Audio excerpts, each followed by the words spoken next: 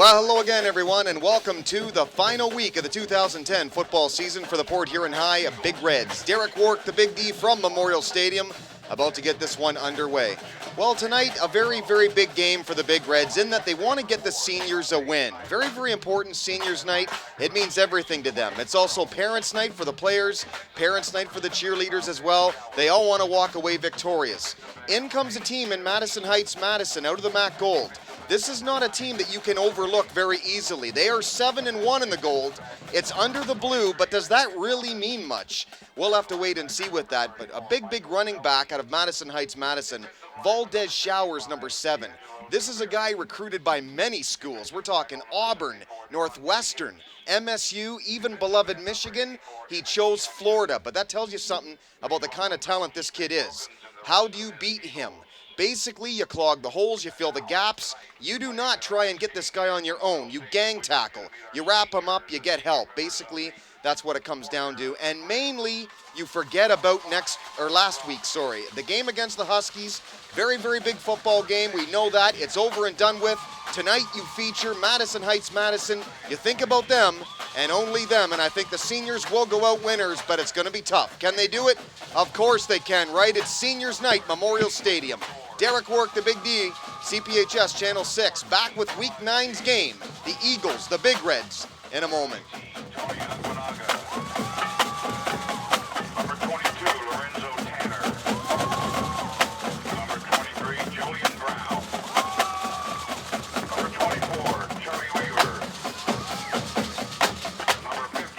Last week was indeed a tough loss for the Big Reds. The annual Battle of Port Huron went to the Port Huron Northern Huskies in a 10-0 defensive battle for the ages.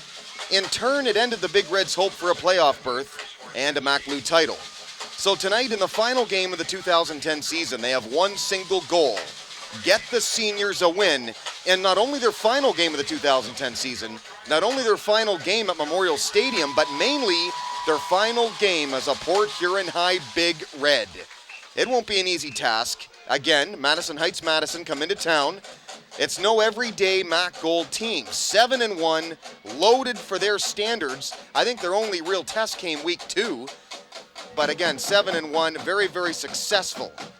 But the Big Red seniors know all about success, and tonight it comes down to how badly those seniors want it. Indeed, it's up to them. Good evening again, everybody. Derek Wark, the Big D, from lovely Memorial Stadium. Beautiful night for football. It's going to get a little chilly, but not a cloud in the sky. And certainly, you kind of associate good football weather with a little bit cool, and that's what we've got tonight. So no complaints from me. Again, it's Parents' Night and, of course, Seniors' Night. I'm going to be naming off the seniors all evening long to pay tribute to them, the Big Red seniors. And, again, all the success they've had these past 3 and 4 years. And I just hope they're not too down about last week's 10-0 loss, because I'll tell you something. The one thing that I think was overlooked and not talked about all week long, because everybody's talking about how great the Husky D played.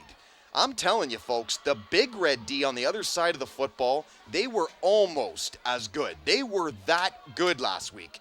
Very, very underrated group, and everybody can talk about the Huskies and their success, but you might want to think about the Big Reds, because they played a very, very strong defensive football game last week, and the defensive unit really did not deserve to lose. They've got a definite task tonight in that Valdez Showers kid. Apparently, he's really something, the real deal, as they say. So, again, it's going to take a lot of tackling, a lot of crisp tackling, and gang tackling. Don't do it yourself, and that's key. As we're about to get ready for the kickoff here, Donald Rock about to kick this one off in the final game of 2010 for the Big Reds. Might we see the Huskies next week? Not a clue. They're in St. Clair tonight. 7-2 might get them a playoff game here.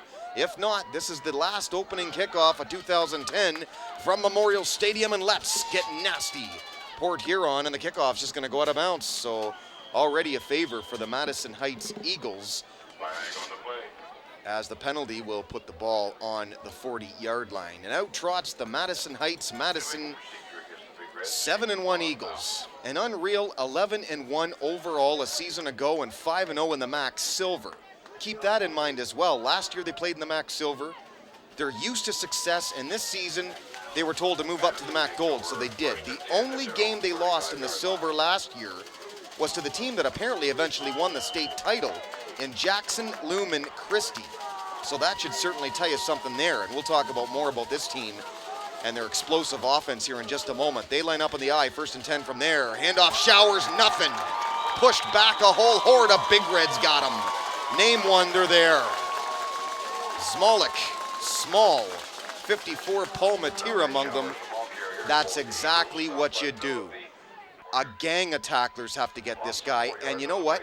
You don't sleep if the guy gets 0, -2, 3, -5. Keep it up all game. You don't get tardy, you don't get sloppy, you keep gang tackling like that because it can all change on one play. So far, so good, huh? Perfect. 2nd and 14 from the 31 now. Back to pass outside. Live football. They get it out in the flat, though, instead to Showers. Cuts it upfield. Got, well, pretty good yardage, really, about 8. And that's going to bring up 3rd and 5.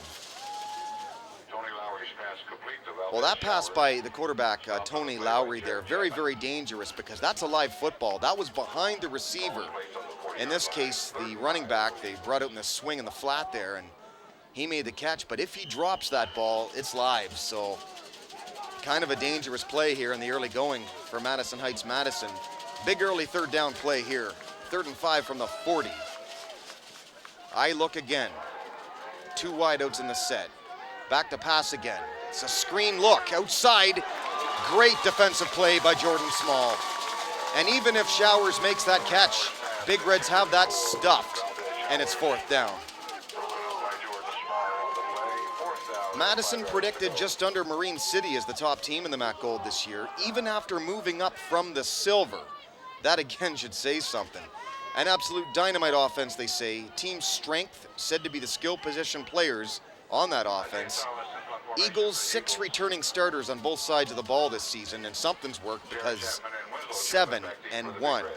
Very fast, experienced offense. Quarterback number 1, Tony Lowry. The star, as I mentioned, number 7, Valdez Showers, committed to Florida. Number 4, fullback Devontae Snyder, might see some. And number 3, the wideout, Danny Larkins, the big threat on the outside. Here's the punt. Back to the Big Reds, who are going to bring their offense out here in just a moment.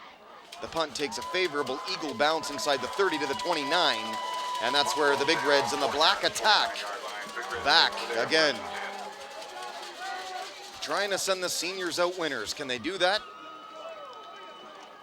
Big Reds came into the season being rated the 2nd best team in the MAC Blue, but that was before the league, I guess, saw how good the Huskies were. But 4-4 overall, a chance to save 500 on the year, and also currently 3-2 in the MAC Blue.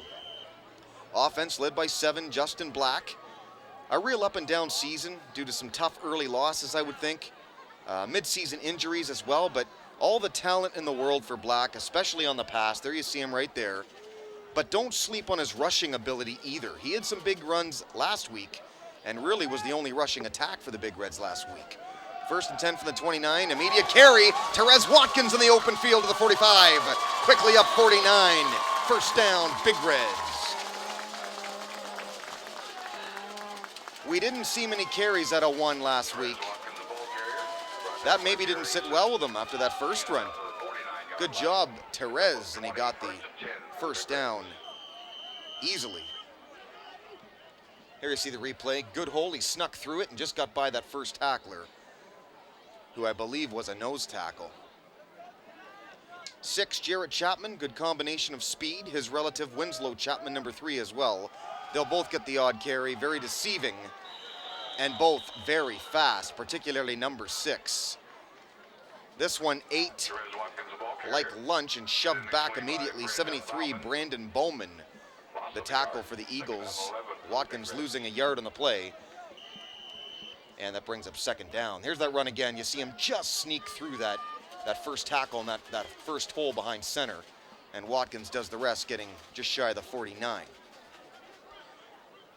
Again, Watkins, who we just heard from. 9, Dominic Schultz may get the odd carry at the running back position as well. 6, Winslow Chapman, mainly number 17, Alex Smolak. They lead the way.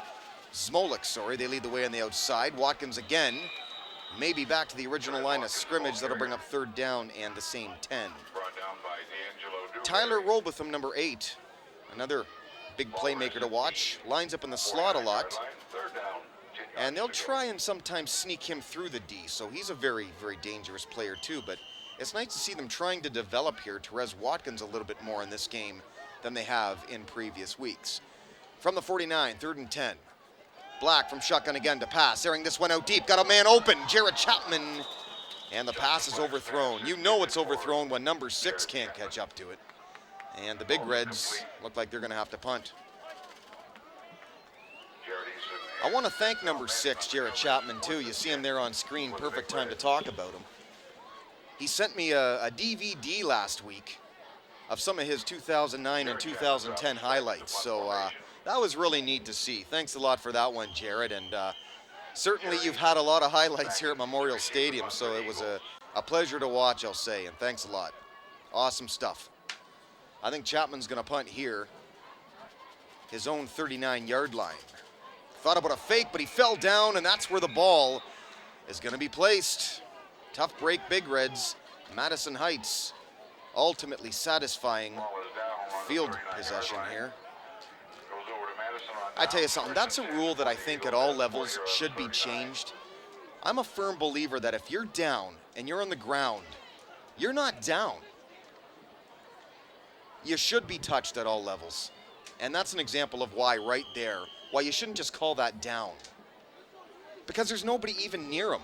What's to stop him from getting back up and just running like he can in the NFL? I don't like that down rule, never have, at this level or college, but what do you do? From the 39, 1st and 10, here's Showers again, busting through. Forward for 2, maybe 3, Smolik on the tackle. Schultz as well.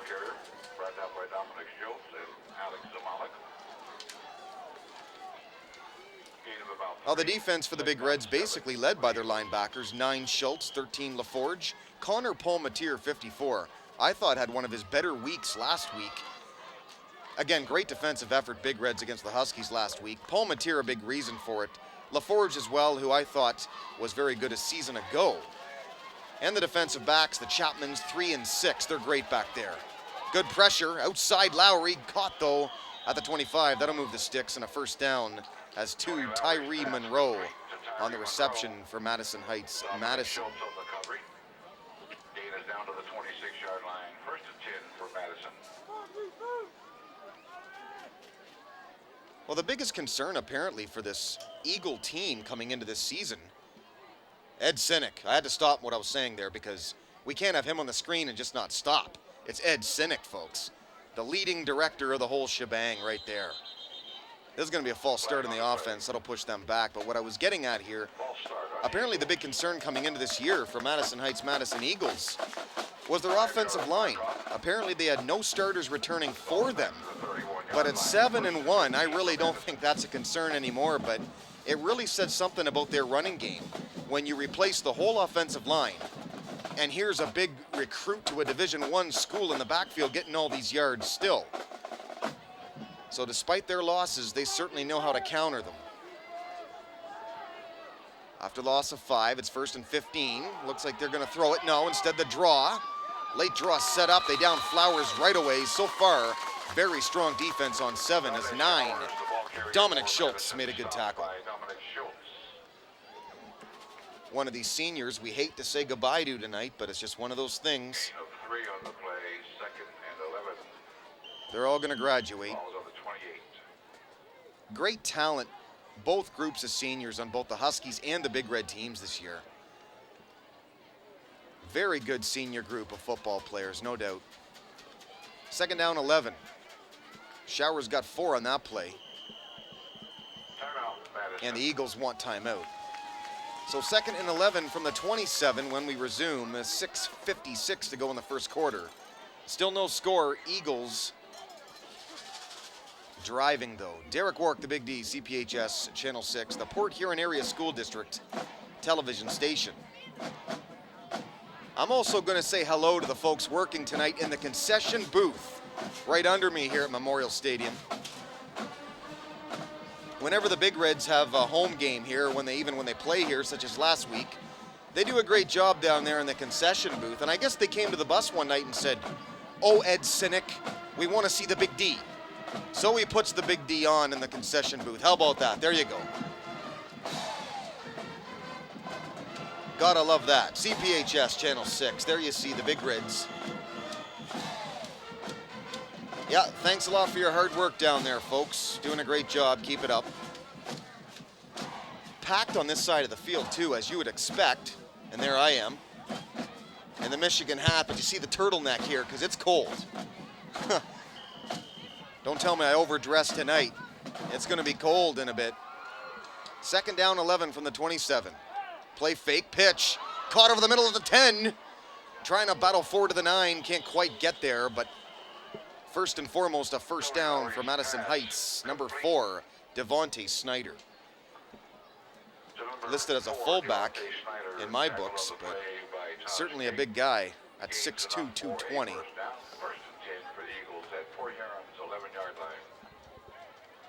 Very good-looking quarterback so far, too, this Lowry. This is not a team, this Eagle team, that is used to losing. First and 10 from the 11. Showers, missed tackling, dives forward inside the 5, maybe to the 4. That's what the good tailbacks will make you do. They'll always move their feet and they'll make you miss as a defender. That's why I said at the beginning of the broadcast, it is so important that you get help.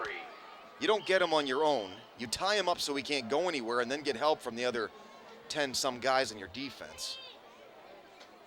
Second down and 3, they say, from the 5. They can get a first without scoring. Showers, battling forward, still going. They're pushing him forward. Going to be close to a first down. I think he's got it. And that'll be first and goal here in a minute. They've got some big guys on that offensive line, boy. Just going down the list, they're all 6'2". Oh, here's a 6'5".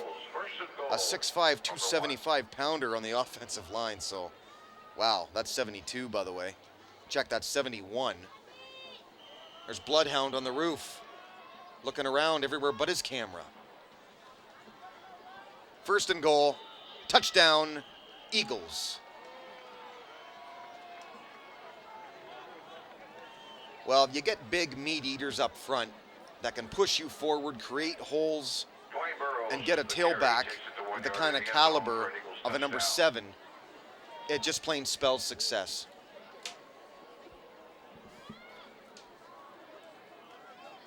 But again, they moved up from the MAC Silver from a season ago. And the MAC Gold really is not enough for this team. They're going to be up in the blue before we know it, I think. They still need 2 more years in this Gold division, though. Extra point try, almost waited too long. It's up, and it's through, I think. Yes, it is. 7-0. Eagles on top of the Big Reds. 5:43 to go in the first. Derek Work, the Big D, CPHS, Channel 6.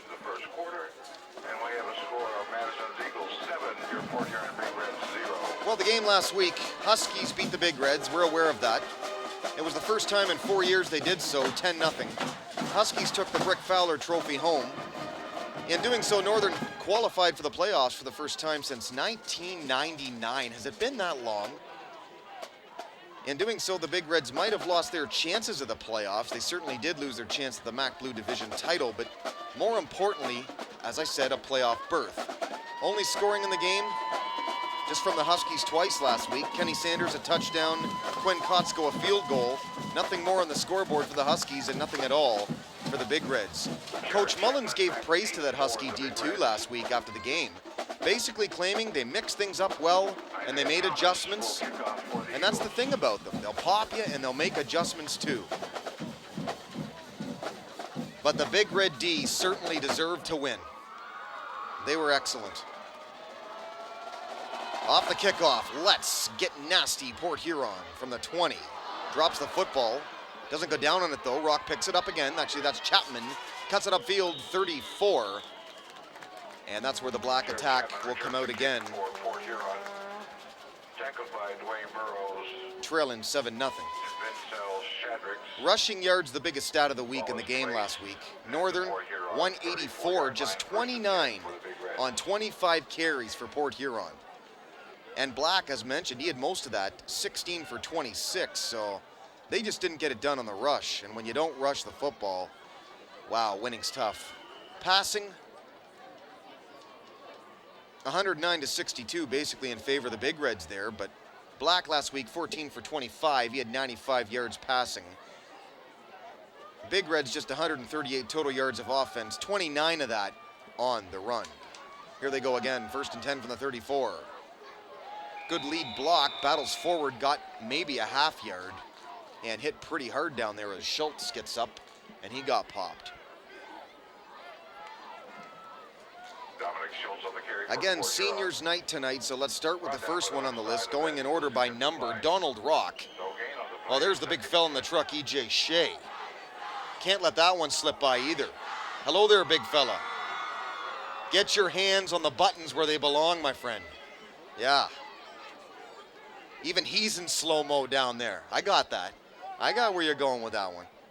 2nd and 9 from the 35. Couple play fakes. Black, the keeper, left side, nothing. Justin Black on the keeper. They are jumping the run real fast. 4, Devontae Snyder among tacklers brings up 3rd down. And Michael Zelke. Well, Rock of last season, when Black got hurt, he was the first one they kind of tried out for the quarterback position.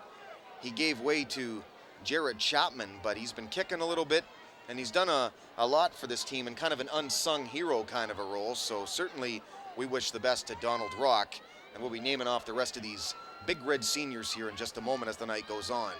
3rd and 8 from the 37. Can Black get it done again? Airing it out deep. Jumping up, getting the football with a great pass, and he could be gone. Is number 8, Robatham, tripped up at the 3.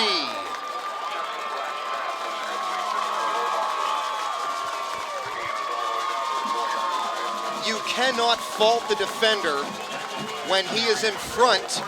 Perfect timing on the jump. It's just a matter of the wideout earning the catch. And we've seen Macaulay Hill do that all year long for the Huskies, where he just goes up and he brings it down. This Robatham, folks, just a junior. Look out for him in Black next year. It's a perfect spiral pass. Look at that. Oh, what timing there. And then he avoids tackle nice. Tacklers run into each other. But look at the hands. And he catches that like a triangle with his 2 hands. That's good fundamentals, and that's just magnet for hands there. Good job, 8. I formation, 1st and goal from the 4. Big Reds really need this. Pitch back, almost dropped the football. Cuts up field. They almost take his head off, but he gets in. Touchdown for Montez Jackson.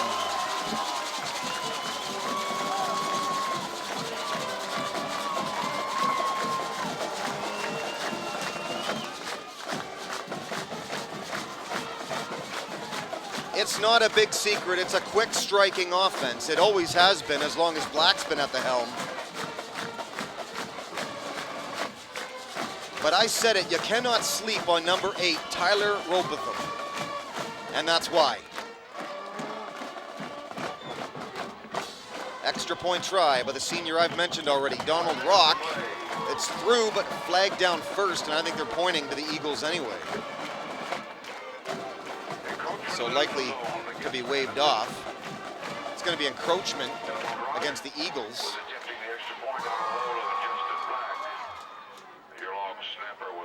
Big Reds indicating they want to decline this penalty. Well, that makes you kind of think if you're Coach Mullins of going for 2, you're closer, but they're going to kick it again anyway. What the heck, it gets Rock more practice, right? The bomb from Black to Robatham. The scamper by 4, Montez Jackson. And we're just about tied up here. 7-6 right now. Extra point try by Rock.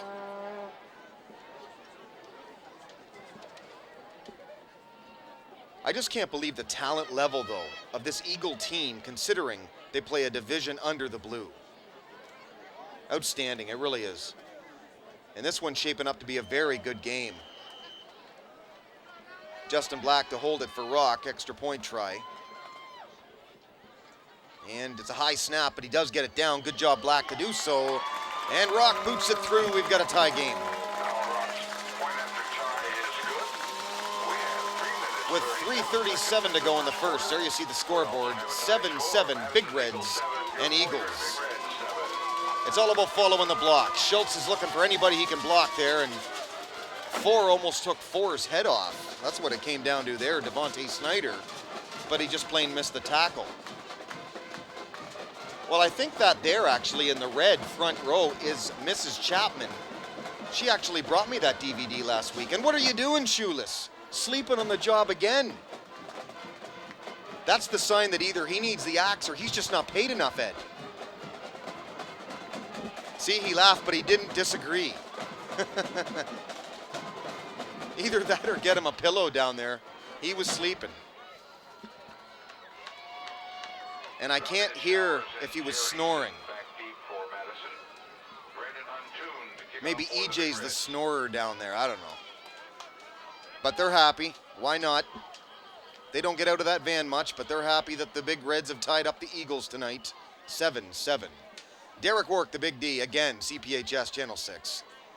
That was the folks in the van. Of course, I'll give tribute where tribute is due a little bit later on in the game for the staff of Channel 6, and really all season long, a great job.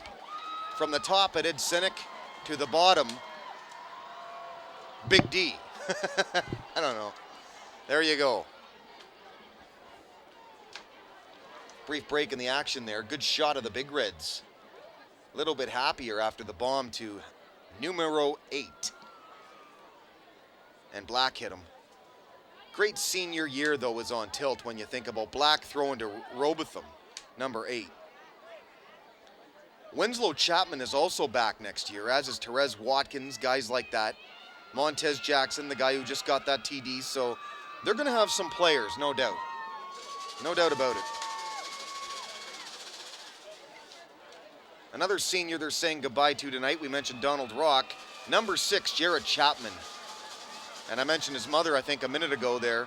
She dropped off that DVD of his highlights last week. So congrats to Jared Chapman. Truly an excellent career here at PH, and a really fast player.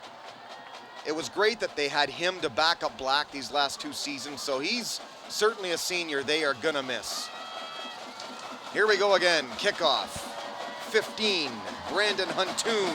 Let's get nasty. Port Huron. The dangerous Showers at the 4. Up 5, now 10, now 15, and 20.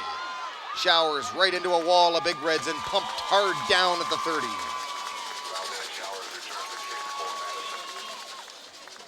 24 gets up from that pile, Charlie Weaver. And 11 was over there, Zachary DeBuff as well. Winslow Chapman,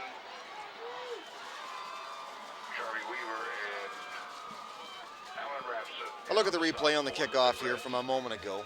Ball is right at Flowers sporting the yellow shoes this evening. Just looking for any kind of hole. Big Reds did a good job, special teams, shutting that down. Basically 3 holes on the kick return, right? You got right side, you got left side, you got middle. You pick one, you follow blockers through it. Big Red's a good job, though, to stuff that there. Passing the flat on first down. This is Showers, trips, falls, and lost yardage. I said you have to gang tackle him, but another thing you certainly have to do with a player that talented is shadow him. You've got to have one guy specifically on number 7 at all times defensively. Because if you're going to gang tackle and that first guy who makes the tackle, he's got to be the shadow. He's got to be the guy to get right in there like that on that play and make sure he doesn't get any extra yardage and get past the first tackler. So far, so good for stopping Valdez Showers, but again, it's a 4-quarter game, so we'll see. 2nd and 15 from the 25. I believe Snyder's in the backfield now. They send Showers in motion as a wideout. They give to Snyder, battles forward. That's 9, actually. Denzel Manning ripped down hard. By 13, Mike LaForge, and 17, Alex Zmolik. stopped on the play by Alex Smolik. Picked up the 5 yards. 3rd and 10. Another senior leaving tonight, after tonight, to graduation. Number 9, Dominic Schultz. Very strong linebacker and even running back. Gets the odd carry there. And senior leadership.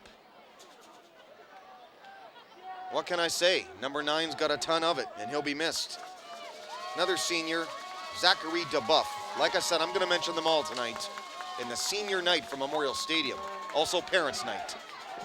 Third down and long. He's going to air this one out long. To Valdez Showers. He caught the ball, but he's out of bounds. Yes. That just shows you, though, right there, what they'll do with this kid, number 7. Because he's got the wheels and he's got the ability. They're not afraid to send him in the flat, in the slot, on the fly pattern. This Lowry, this quarterback, he's looking really good. Huh. The funny thing is there, he caught the ball, too. That's good defense by the Big Reds. But when you're past defending, the out-of-bounds line, also another defender, really. And just too far to the right. Big Red's fortunate. They're going to get the ball back now. Both Chapmans, number 6, Jarrett, number 3, Winslow, standing back at their own 40. Punting this one off, number 23, Isaiah Thomas. No, I'm not kidding, Isaiah Thomas. I wonder if he was named after Zeke. This is going to have to be a fake because he got the punt late. They get him from behind with a nice open field tackle by Mike LaForge. Unlucky Friday the 13th for everybody but Mike. There you go. I noticed that earlier on the extra point try. They're just taking too much time on their special teams plays. Here's an example. It's a high snap. He went to punt and then just said, well, the rush here is too much for me, but here you go from behind. Boom, LaForge. So a couple of special teams mistakes for both sides have given the other good field position, and we'll see if the Big Reds in the black attack can capitalize on it here in just a moment. This is the Port Huron Area School District television station. Derek Wark, the Big D. Gentlemen, all good things have to end. And Mr. Mike McFeety, who is a custodial staff here at Port High School, but is going to retire from being the security gatekeeper on the west gate. Well, the public address announcer is calling it, and I was actually going to give tribute to him anyway and credit Thanks for all of the service. to Mr. Mike at the gate. They gave his last name. I'm on a first name basis with him. Mr. Mike at the gate. What can I tell you? 14 years. Most of them he's let me in without hassle or anything. I used to have to say, you know, Big D Channel 6. Now he knows who I am. He lets me in without hassle. But Mr. Mike, after 20 plus years, what do you say to a guy like that? Gate security. I'll tell you what you say to a guy like that. Let's get nasty, Port Huron. There you go, Mr. Mike. Enjoy your retirement, buddy. First and 10 from the 30. Black from shotgun. Play fake. Waiting. Good pass protection. Airing it out. Chapman deep. Valdez Showers jumps up and makes the pick inside the 5 at the 1. So good news and bad news on that one. That shows you the athlete 7 is starting to get an idea about why this kid recruited by Florida. But good news and bad news on that, obviously. Bad news, Black threw a pick. Good news, though, it's a glorified, I was going to say good punt. They're actually marking this a touchback. Yeah, it's probably the right call. I was kind of thinking the Big Reds got a break and they'd mark that on the half-yard line. That way I could say glorified good punt, but it's not. Instead, Valdez Showers, first and 10, got 2. Sometimes teams will do that. They figure we've got nothing to lose and throw it deep like that in hopes that if it gets picked, it'll get picked about the 1-yard line. Give yourself good field position either way. That's the... Gain of a couple, second down and 8 for Madison. The good news way of looking at things, we'll say. Receiving last week, by the way, I should also mention, getting back to that game, Smolik, 6 for 31, Mark Chapman, 2 for 25, and Schultz, 3 for 23 in the game last week. Look at Valdez Showers, 12 and a first. He's got speed and he's got long legs, 6'1", 180. And that's what I was saying. You've got to tie up players like that. You have to make sure you're tackling and get help. There's the Ox. What it is, Ox. pretty impressed with that run, I'm sure. I formation look again. The pitch back to Valdez. Showers again. Got 5 more. He's a load. What can you say? 9 over there. Schultz among tacklers. Jarrett Chapman and LaForge. What else is new? LaForge is on almost every tackle. Robotham also just 1 catch last week for 20 yards. Last week the fans, though, apparently absolutely nuts. We saw how packed it was. Word is some fans got to the game last week at 4:15 and claimed they were in line alone till 5 p.m. For a high school football game, that's really something. Snap is dropped. Lowry back. Got to make sure of this sack. Oh, he airs it out, throws it away, and they call grounding. Yep. They're calling intentional grounding on the quarterback, Tony Lowry, and that's a big break for the Big Reds, the way that the Eagles are starting to move the football a bit here. Not only is that a penalty, but that's loss of down. So that's a huge play right now for the Big Reds.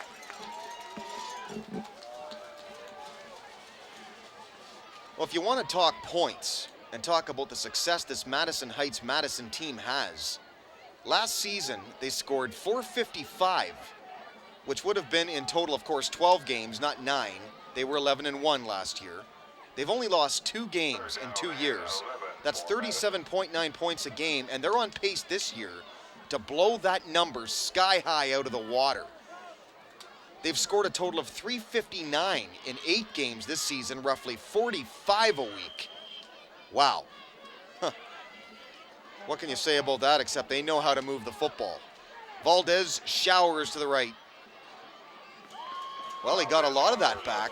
They might consider going for this on 4th down, just shy of the 40-yard line. And the mark looks like it's right on the 40. That'll be 4th and about 3.5 to 4. 4th down and 4. That is the end of the first quarter. That's going to wrap it up for Memorial Stadium for the first quarter. 7-7, very exciting first. The second, coming up in a minute. Derek Work, the Big D, CPHS, Channel 6. Back with the second in a moment. 40 on 7.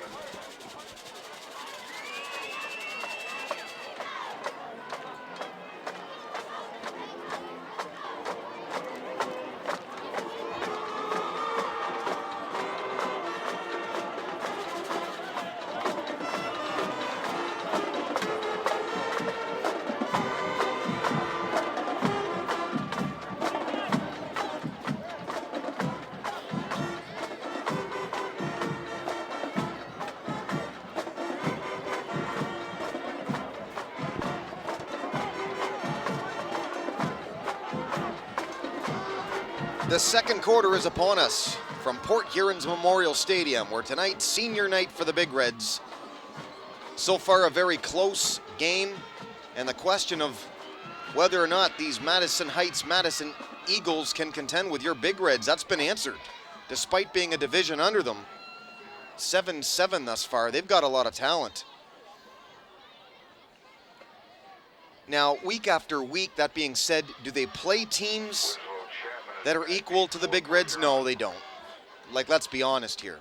The MAC Gold doesn't match the MAC Blue completely team to team, division to division. But overall, talent-wise, Madison looks very strong.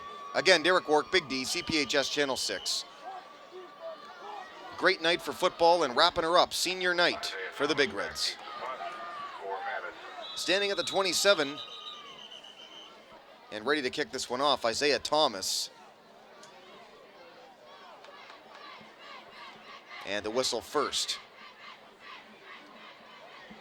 First quarter, really. Big Reds were struggling on offense. 2 big plays really did it for them, got them 7 points. A deep pass to Robotham, and then Montez Jackson, I think the 4-yard carry, and that was it. Well, we have this timeout. Time to list more senior players leaving tonight. Zachary DeBuff, I called his name already. 13 is next, Mike LaForge. Well, he wrote into BigDSports.info. Told me he was a fan, and so am I. 13, I call him unlucky number 13 because he's unlucky for the teams he faces. Unlucky for everybody but himself, so he chose the right number. 13 Good luck to you, buddy. Definitely. Wherever your future takes you, and all of the rest of the Big Red seniors. Of course, 14, Taj King, another one leaving after tonight. Punt try again. Good snap this time. He gets it away this time. A high punt, not much spiral to it. Takes a good Big Red bounce. Look out, the Big Reds have got to get the heck out of the way. That actually almost hit Anthony Edwards there. The punt is down on Port Huron's 40-yard line. First and 10 for the Big That's Reds. what you have to be absolutely sure of if you're a punter and you don't have the distance as a punter. You can make up for it if you have the right spin on the football. That there was opposite what you want to do. Obviously, you want the forward momentum once it hits and go more towards the Big Red end. That one, a good Big Red bounce, almost hit a Big Red, so made for great field position. Right at the 40s where the Big Reds will get it.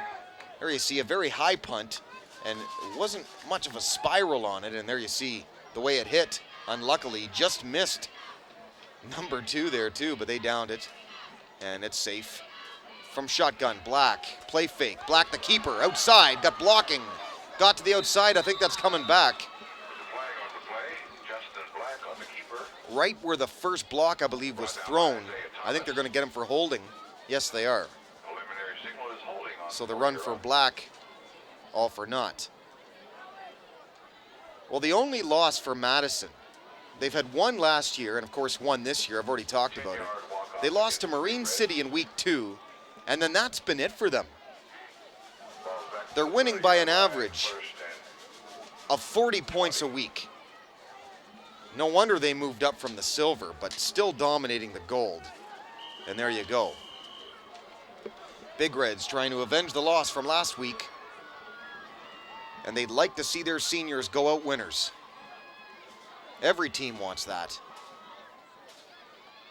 Well, Coach Mullins has audibled this play. Now they all line up in bunches. The wideouts. Here's a run. Montez Jackson around the left side.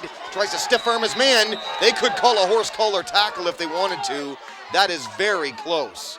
Big Red fans want it. They're not going to get the call. See, that tackle is supposed to be called because any hands where you grab the back of the neck and continue grabbing it to make the tackle, it's a horse collar. Say what you want, it is. So Madison got away with that one. There you see. Now see, he's got a hold of him from the backside. I don't know. Pretty close. Maybe he didn't have the neck. Play fake, Black. Big running room up middle. Look out. Justin Black even gets a block from Chapman. Down the sidelines, Black pushed out of bounds at the 20. He had that hole from the absolute get-go. With a blocker ahead of him, and Chapman laid out his man nicely the whole way up. Winslow. 35 yards picked up on the play. That's the thing with all the passing talent that Black has. Madison's 20 yards. Yeah, buddy, it's a first down. I hear you.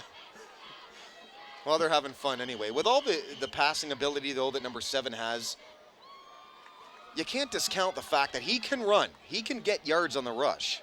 And there you see he got loads. Handoff, Jackson scampering forward. Jackson on the carry.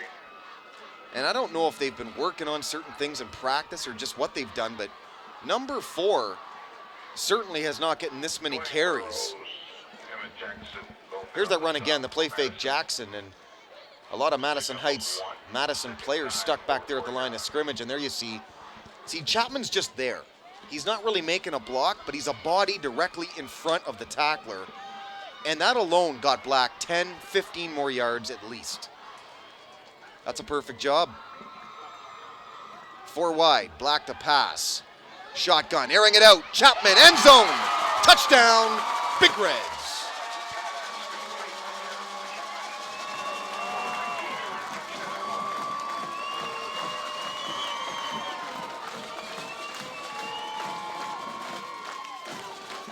Well, you love to see the seniors get touchdowns on senior night, don't you? Couldn't come to a better one either. Perfect pass from number 7. Right in his hands, on the run. That's how you do it.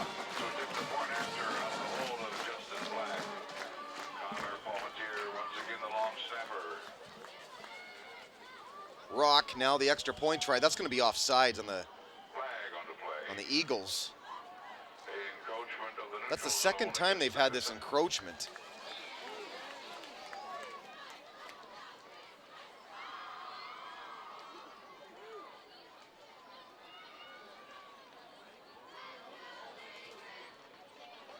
So the kick again here in just a few moments.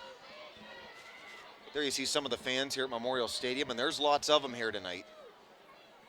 They want to cheer their seniors off with a bang. Extra point try, up, and he didn't get it. Not enough leg, partially blocked. But the main thing is, 10-21, there you see the scoreboard, 13-7, Big Reds on top.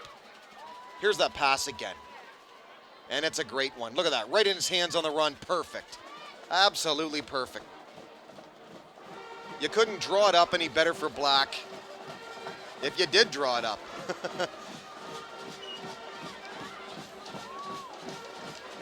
If he stays healthy, number 7, for next season, they've really got something to look forward to. Sky's the limit, but the key is he's got to stay healthy. Injury-prone player. And that's not his fault. That's just some players just seem to get hurt. But all the talent in the world, I mean, it's easy to see. And he started as a sophomore, and you don't just start at quarterback of a successful football team as a sophomore quarterback if you don't have a lot of ability. Let's face it, and he has it. But can he stay healthy? Big question, and we'll see. He's got another year, though. And it's going to be a promising senior season for the Big Reds. For that fact. They're losing a lot of senior talent. And to keep going down that list again, Tony Aguinaga, number 19. Lorenzo Tanner, 22. 23, Julian Brown. 24, Charlie Weaver. And we'll talk more about the rest of the senior class leaving tonight or after tonight in a few moments. Here's the kickoff again. Let's get nasty again. Port Huron, ball bounces at the 20, right in the hands of the Eagles, fighting off tackle. A little bit of unnecessary roughness happening here. Gets out, pretty good return to the 31. Kind of a sloppy return, but they got it. Kick for Madison. Winslow Chapman, Julian Brown. Well, you can see why this team is so talented and has such a good record. This quarterback of theirs has a good arm. This Valdez Showers, I've mentioned his name enough already. Going to Florida next year. That must be nice. It must be. 1st and 10 from the 32. Lowry, play fake. Pressured by Winslow. Chapman escapes it. QB rollout now, and he just throws it away. Winslow Chapman just did not get enough of the jersey. That's great pass rush, though, by 3, who came on the defensive back blitz there. And basically, nobody picked him up. The one thing that 3 and 6 both have is speed, and lots of it. 2nd and 10 from the 32. I formation look again. Chapman blocked this time, but it's a block in the back. Coming back. They wrap up Showers. It doesn't matter.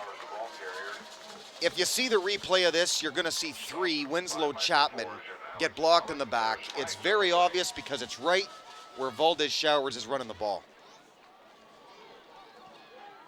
And he got hammered too. Right there. There you see it.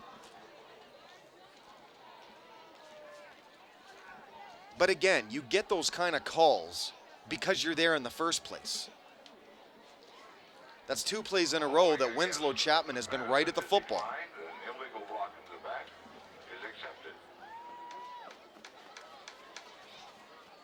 So that's a 15-yard penalty. They're way back now. 10-yard walk-off. Takes the ball back to the 18-yard line. Under 10 to go now. There you see the scoreboard, 13-7. Big Reds a 6-point lead. Channel 6 CPHS, the Port Huron Area School District television station. We're really enjoying this one so far. Hope you folks are at home too. And why wouldn't you be? 13-7 Big Reds against good competition tonight. The Eagles from the MAC Gold, 2nd and 19. Just overthrows this one. I don't know if this was miscommunication or didn't like the pass rush, but it was incomplete. Good defense over there for the Big Reds. 23, Julian Brown. Looks like he had help from the linebackers there. Smolik and also LaForge were over there defending the pass too. So they had that play definitely read. 3rd and long here now. There's a Channel 6 cameraman way down there in the corner. It's not as cold as I thought it was going to be. Certainly coat weather, but not bad. Good football weather tonight. Back to pass on 3rd and 19 is Lowry in the flat to Valdez. He's got a long way to go though. Well, that's perfect. Big Reds waiting for him. They bend, but they don't break, and it's punt time.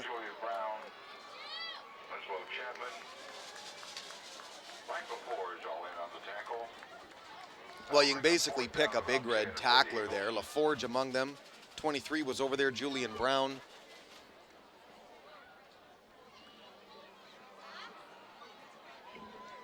That's a great situation, though, when you get a running back to catch it in the flat like that if you're a defense, and you know they need, what, 25?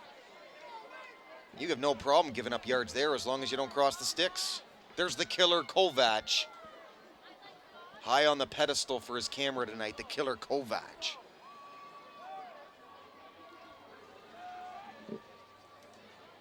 Fourth and 10, so they're punting. Better punt this time.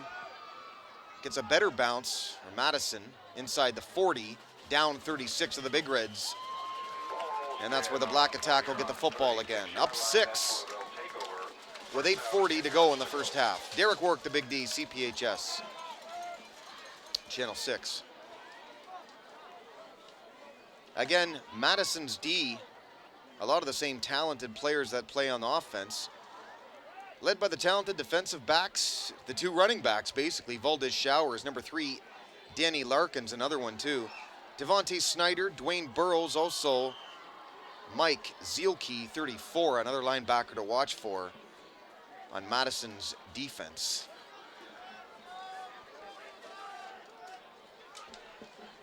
Shotgun look again, 1st and 10. Immediate give, downed immediately.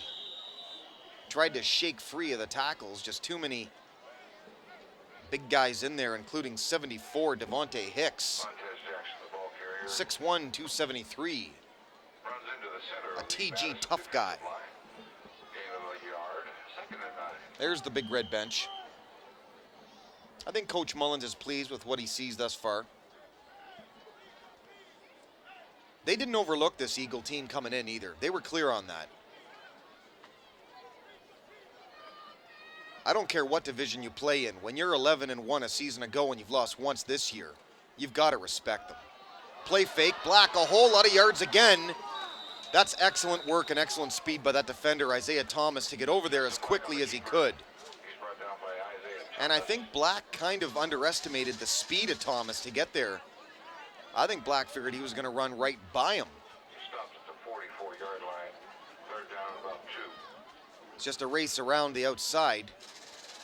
Black got good yardage, though. That play, that's not just the first time that's got yards either. That was the big scamper from Black. That same kind of play fake and then just go through the biggest hole you can find. And every time he's done that, there has been big holes today. 7:46 to go in the first half. 13-6 still, Big Reds clinging to that lead. Here's that play again. Gets the block again. Black again. Big yards past midfield. Inside the 45 to the 43. First down, Big Reds. 2, Tyree Monroe made the tackle, but that play has worked so far pretty well every time they've run it. Pickup takes the ball down to the 44-yard line. 43-yard line. You see some of the Big Red fans there. And the replay. Play fake one way, run the opposite way. And good yardage that opposite way. That's one adjustment they're going to make at halftime, I guarantee it, because they have to make it. You can't keep allowing a quarterback keeper to get that much. Black to pass. Good protection again. Airing it out, Chapman, but this one's intercepted. Stepping up and getting it now 30, quickly 35. Still on his feet. We've got a flag on the play. Cuts up again, 40. Look out, 45. Midfield now. He could go. The Chapmans are over there waiting for him. Winslow makes the tackle. Not before getting all the way back to the 31 of the Big Reds on the pick. Jared Eason. There is a flag back at the 36 of Madison, so we'll see what that's all about. Big Reds kind of holding their breath on this one, and it's going to be against Madison.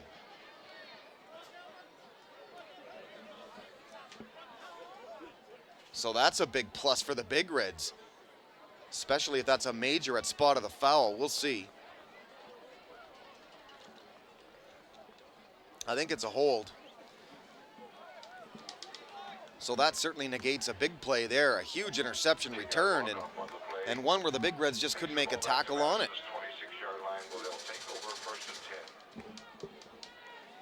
It's going to be first down and 10. They're marking it about the 26.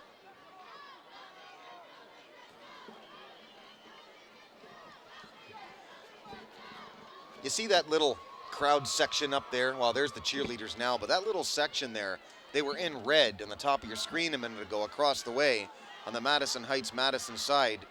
Extra cheerleaders, I think, over there screaming, "Go Big Reds, go." So nice to see they're all over the field tonight. Pass in the flat to Valdez with speed and room. Valdez showers, look out, scout. 35-30, 25, adios. 10-5, see ya, touchdown. Madison Heights. A 74-yard touchdown reception for Mr. Florida. Valdez showers, my goodness. So that quickly makes things very quiet in here. But that's why you keep going to a player like that, because you know eventually he's going to pop one. And that's what I was saying. As a defense, you've got to be sure of the tackling and keep it up, because it only takes one big play for such a talent to go the distance. Well, this play's scuffed up from the beginning. It's amazing how even this game is right now. Even the extra points are being missed at the same time of touchdowns. 13-13, 6 and 44 ticks to go in the second. There you see the scoreboard. Very exciting game thus far.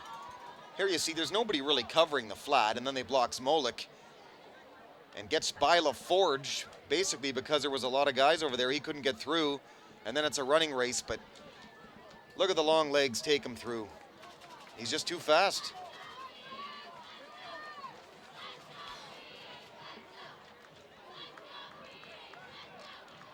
Well, I knew reading in the paper, there had to be a reason why. And I'm actually going to look it up here, what I wrote down. All the schools that looked at this kid. Michigan State, Northwestern, Auburn, Florida, and our beloved Michigan Wolverines. They all recruited this kid. And apparently, from what I understand, he chose Florida. Well, Michigan got D. Hart. Doesn't really shock me that he chose Florida knowing that, but wow. You just don't see talent like that every day on this field. I mean, I've seen similar talent, like the Big Reds had a guy by the name of Terry Mitchell years ago and Chris Taddy, and you look at them and think, how far are they away from D1? Well, we're seeing a D1 player right now. This is offside on the kickoff. So that's a gift. They'll take that. And that is a penalty that any coach would absolutely hate. Speaking of that, Drake Wilkins is the head coach of the Eagles. Shantarius Brock, Richard Cross, Jimmy Early, Dan Miller, Brian Ibrahim, and Aaron Manningham are the entire coaching staff from the group on the other side of the field. Obviously our guys, Coach Mullins, assistant coaches Kevin Goulding, Dan Perkins, and Dave Taddy, Sean Eagle, Ryan Murphy, and Ken Semmelsberger, who did have a head coach duty once this season, and he won that game, so who could complain with that? Kickoff bobbled, Schultz at the 20, now up 25, 30, 35, good wheels to the middle. Gets to the 44, and a good open field tackle by 8. Jared Eason, but not before Dominic Schultz. That's how you do it.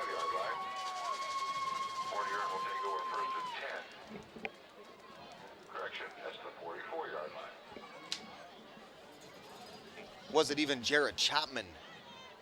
One of the Chapmans, maybe. Here we go, the replay. This will tell me who it was. Well, he bobbled it initially. Oh, that's Jarrett Chapman. Okay. Thought it was a 9 there. That's a 6. There you see the wheels going straight up the middle, though. Jarrett Chapman has had wheels like that all year long, and even last year when he backed up Black for the whole season, or 9/10 of the year, but outstanding. Winslow Chapman just about avoided that last tackle coming off the line that right side. If he does, he's got a lot of room, but they just did trip him up. There's some of the coaching staff of the Big Reds on the roof above me tonight. Interesting enough, too, you see those booths there, and I think that's the Ox's hand. None of them have the lights on. Am I the only one with my lights on? Huh. Put a little light on the subject, gentlemen. 5 and 24 ticks to go in the second. 13-13, we're deadlocked here. Black from shotgun. Play fake again. Here's that play again. Almost works again, except for the fact that 34 was there first. Michael Zilke brings up third down. So the Big Reds continue to use that quarterback play fake.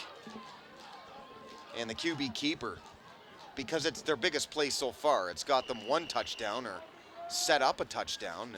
The other one, of course, the long throw in the first quarter, Black to Robotham. Third down and 5 from the 49. Shotgun T look, Black, play fake, now they go the other way, tripped up immediately and brought down. 6, Dwayne Burrows got him. It's an excellent tackle too, because Burrows is already laying on the ground when he makes that tackle. Just nowhere to for Black to run there, and it's going to be Big Reds punting. Jarrett Chapman back in punt formation for Port Huron. Jarrett Chapman, probably the closest thing to Chris Taddy since Chris Taddy for the Big Reds. Kick returning, punt returning. I think he punts, running back, even a wideout sometimes, a cornerback, a backup quarterback. The only thing Taddy did that he doesn't, extra point and field goals. Chapman, throwback pass off the fake. Robotham got a first down and more. Lowers his shoulder and gets to the 45, and now down to the 41, maybe the 40. See, that play's designed for Jarrett Chapman to make the call. They set it up in case he fakes, they set it up in case he punts, and he considered both. But look at Robotham wide open. You got to take that if they're going to give it to you. And then very important to pick up the blocks, and the Big Reds doing that. Great job by 8 to lower his shoulder there and get 3 more too. From the 41, 1st and 10, final 3:40 to go in the first half. Black, shotgun again. This time Winslow Chapman got wheels to the outside, gets there, upfield 20, 15, down to the 14.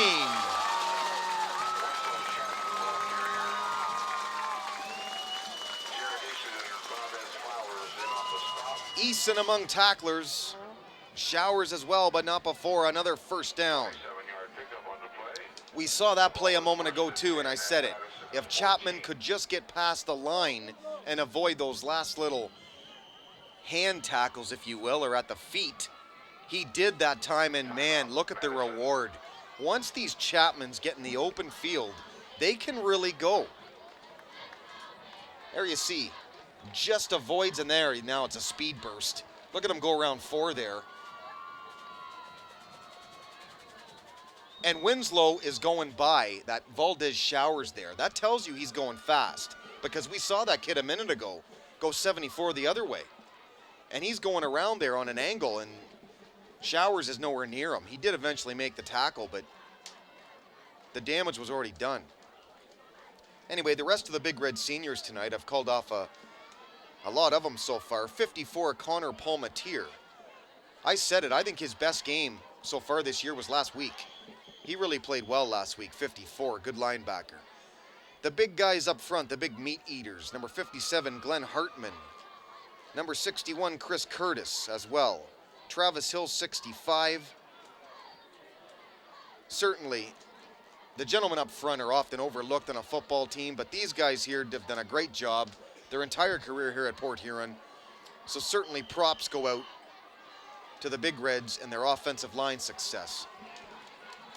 1st and 10 from the 14. Shotgun again, Black again, looking left. Getting late pressure, rolls out, now Black gonna keep it, instead he throws the ball away. He could have maybe lowered his head and got some extra yardage, but well, they threw the flag here now. I'm not really sure what this is about. Unless he's past the original line of scrimmage. If he was past the line of scrimmage, then they've got him. Oh, they're calling intentional grounding, and I don't understand how they're calling it. He's out of the pocket clearly. If there's no wideout over there, let's see. Now see, he's out of the pocket right there. So if there's a wideout in the vicinity, and there is, yeah, that's not a good call. Jared Chapman's over there. I mean, obviously, okay, he's throwing the ball away. But I really don't like that call. If you've got a wideout, at least over there on the side of the field within a certain range of yardage. I don't know, debatable. I mean, you see him throw the ball. You know he's throwing it away. You know he's doing it intentionally. I don't know. In my opinion, there's a wideout over there, and that's good enough for me, but they call it. So the call's intentional grounding, setting them back. It'll be 2nd and 13 from the 19. The running back is Winslow Chapman. Black off play fake. Wide open hole inside 10, 5, Black. Touchdown, Big Reds.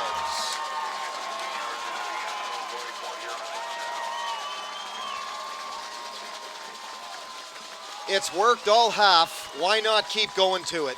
It's a simple play fake to your running back, and don't follow the block. Just pick the hole and go through it.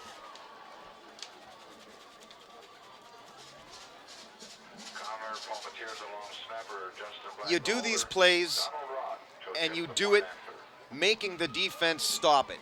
And until they do, you do keep going for it. As much as it might be boring, if it works, it works. Extra point try. Plays down, Rock, it's up, and through again. Not before yet another flag on an extra point. I think this one's against the Huskies. Checked out the Big Reds. Caught myself. Well, I don't think I've ever seen so many offsides on extra points.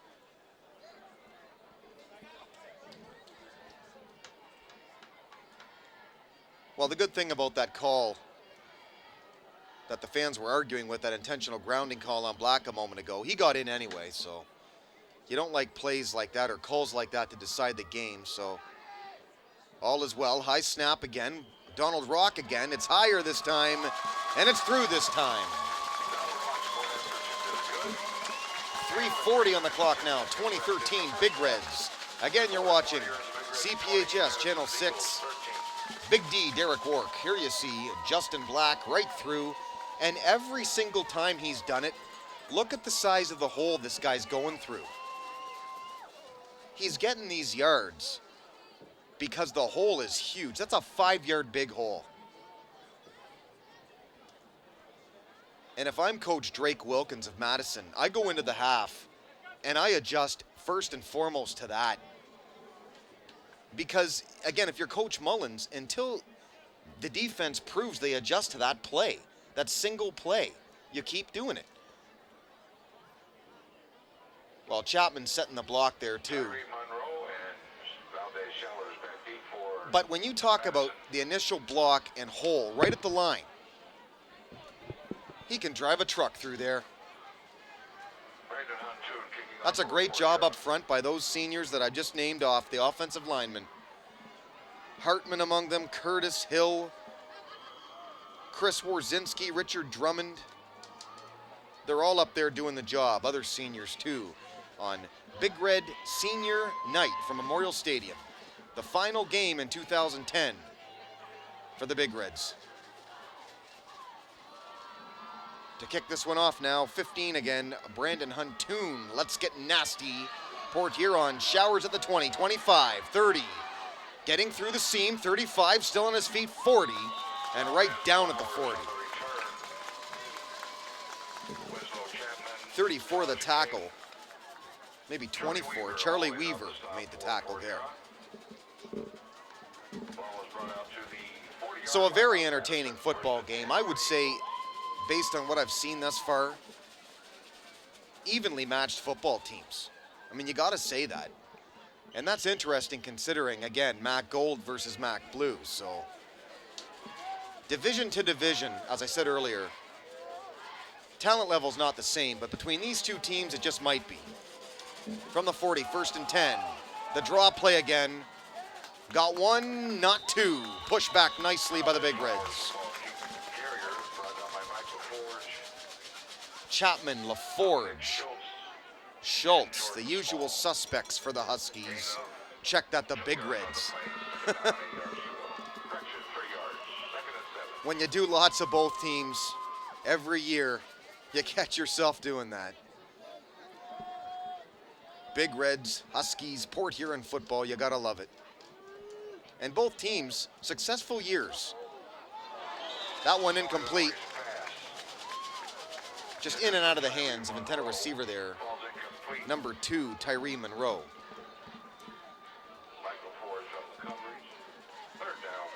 You know, it's funny though, reading about that game last week. And I wrote about it on the blog at bigdsports.info, obviously, as I always do every game, every week. I'll write about this one. But it's amazing to me how many of these Big Reds and even Husky players said, you know, it's just a game. After that, I mean, we're happy we won, but we're all friends. And they are. These kids all know each other. It's just a fun game, that rivalry game. Pitch back, Showers, lowers his head and gets 4 as he goes down. The leverage of him, because he's long and lanky, he lowers his head and he just goes forward.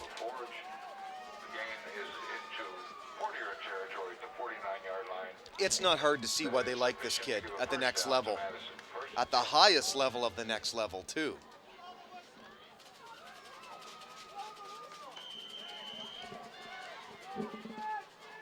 Big Red crowd wanted the whistle blown a lot sooner for the play clock. Back to pass, Lowry. No, instead of draw again. Pulled down, and they've got him. 1st and 2nd down for the most part when Valdez Showers has carried the football. They've stopped him. LaForge over there again. LaForge, apparently he wants 20 tackles in his final game. He's got to be on pace for it. He's on almost every one of them. Lowry, pump fake, airing it out deep. Goes down sidelines, overthrows. Intended receiver number 8, Jared Eason, and he just overthrew him. Good coverage too, 23. Julian Brown, because he stayed in front of him.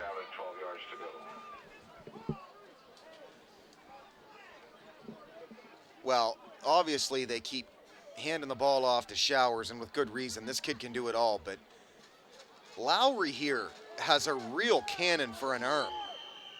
So there's talent in other areas on this football team besides their gifted tailback. Big Reds, by the way, calls a timeout. And Coach Mullins, I don't think he's very happy with that timeout, but they call it nonetheless. 1:25 to go, second quarter and first half. 2013, Big Reds on top of the Eagles from Madison High, Madison. Big D, Derek Wark in the captain's chair again, CPHS Channel 6, and what a pleasure it's been to call my 14th season. 14 years. Like, where's the time gone? I started in the business. I got away from the business. This is a side thing now, but, you know, I still love it. I really do. And it's great to do it for Channel 6 because they're good people. Big fella in the truck down there, E.J. Shea, Ed Sinek as well. Can't get any better, and they take pride in giving you the best programming they can, so. The final three seniors I'm going to name off: Chris Warzinski, 77, 79, Richard Drummond, and 89, the tall Jordan Small, 6'7", 195. He was outstanding last week. So to the Big Red seniors, best of luck to all of you. Pass to Flowers, but rocked down by Winslow Chapman.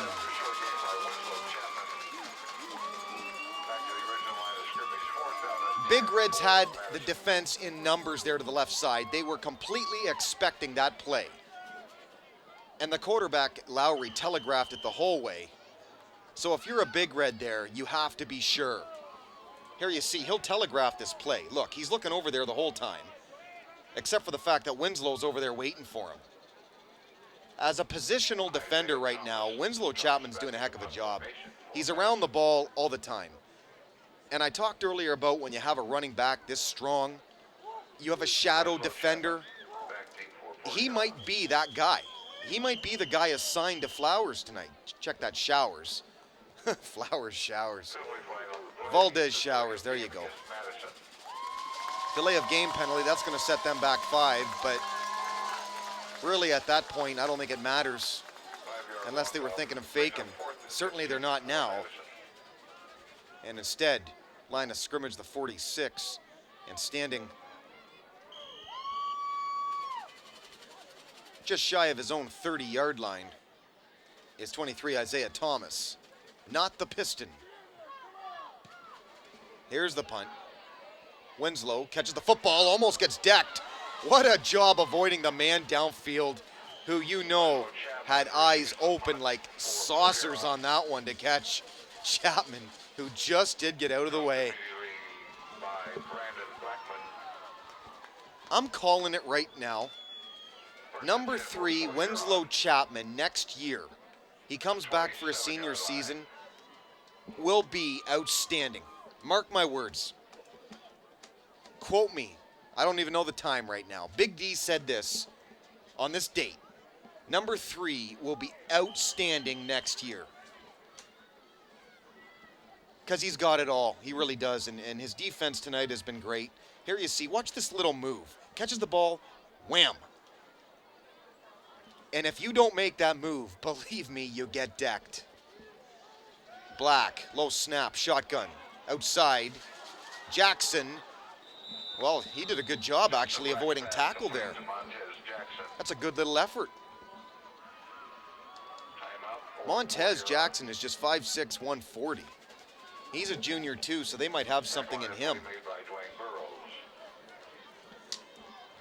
I also again want to thank Trevor Baker and Chris Taddy, ex-Big Reds, who came up to the booth this year and said they were big fans. Well, certainly I was big fans of them when they played too, so 1 for 1 on that one. There's that little juke move, you see? You don't just do that to get more yards. You do that, not literally, but to save your life, really, because you get decked if you don't. And you can see that 3 there didn't call the fair catch, Chapman, so good move to avoid the downfield player. And you know, if you're that guy, if you're that first guy coming to make that tackle and you don't see the fair catch, your eyes just go just bright because you know you want to get the hit. It's one thing you're sure of. So that's a good job by 3.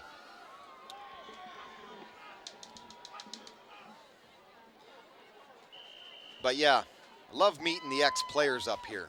Taddy and Baker, certainly they were 2 of the better ones back in the day for the Big Reds.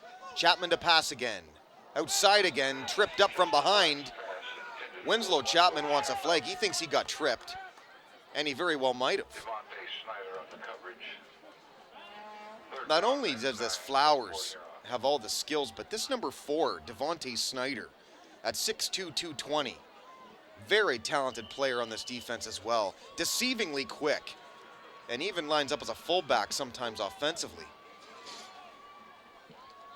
Shotgun again. Schultz again. The outside. Tried to get out of bounds. I don't think he did. The crowd again wants some kind of a horse collar tackle. They're not going to get it. The clock is stopped with 3 seconds left. Well, they've got to watch it when this clock resumes again. They'll likely just spike this football. Black did spike it. There is 1 second left on the clock. So if they wanted some kind of a Hail Mary, this is it. Very rare do you see a quarterback with the arm strength at this level to do Hail Marys like. But these are the kind of extracurricular stuff sometimes for fun you work on in practice. So if they do try it, it'll be interesting to see. Or they might be happy with just taking the 2013 lead into the half. We'll see. Great first half, though, of football, really. Both teams evenly matched. Schultz, the carry. I don't think he's going to make it, but he's got a lot of rushing yards. A pad the stats play for Dominic Schultz. That'll do it for the first half. Coach Mullins is clapping down there, and with good reason. I think his Big Reds played very well in that first half because they've got a tough team on the other side of the football in Madison Heights, Madison. Again, Derek Work, the Big D, CPHS Channel 6. The score at halftime, your Big Reds 20, visiting Eagles 13. Back with the third after the Big Red marching band.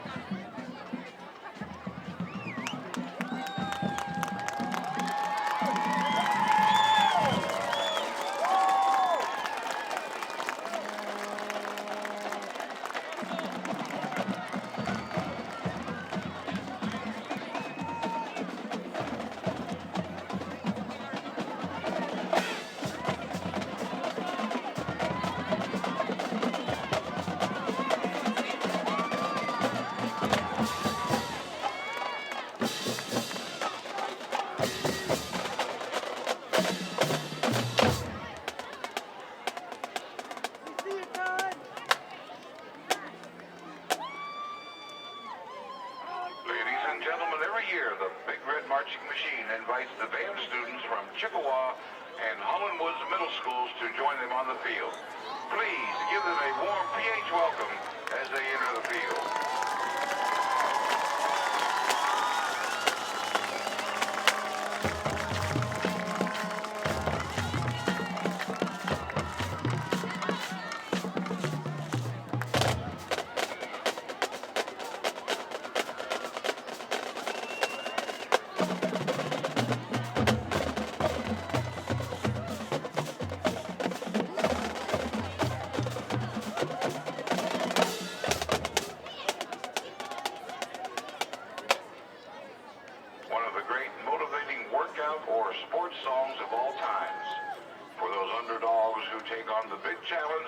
band, Rocky.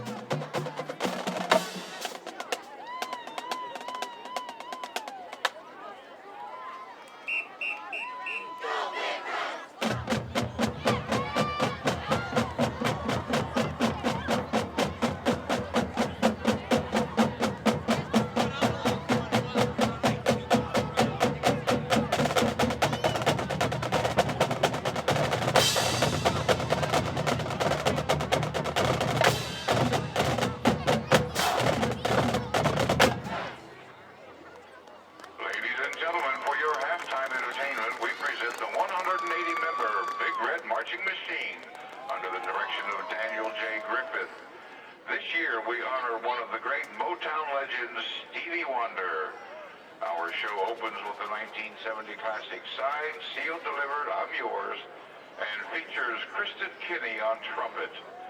Drum majors Nicole Corbin, Leanne Lum, and Colin Kester. Is your band ready to take the field?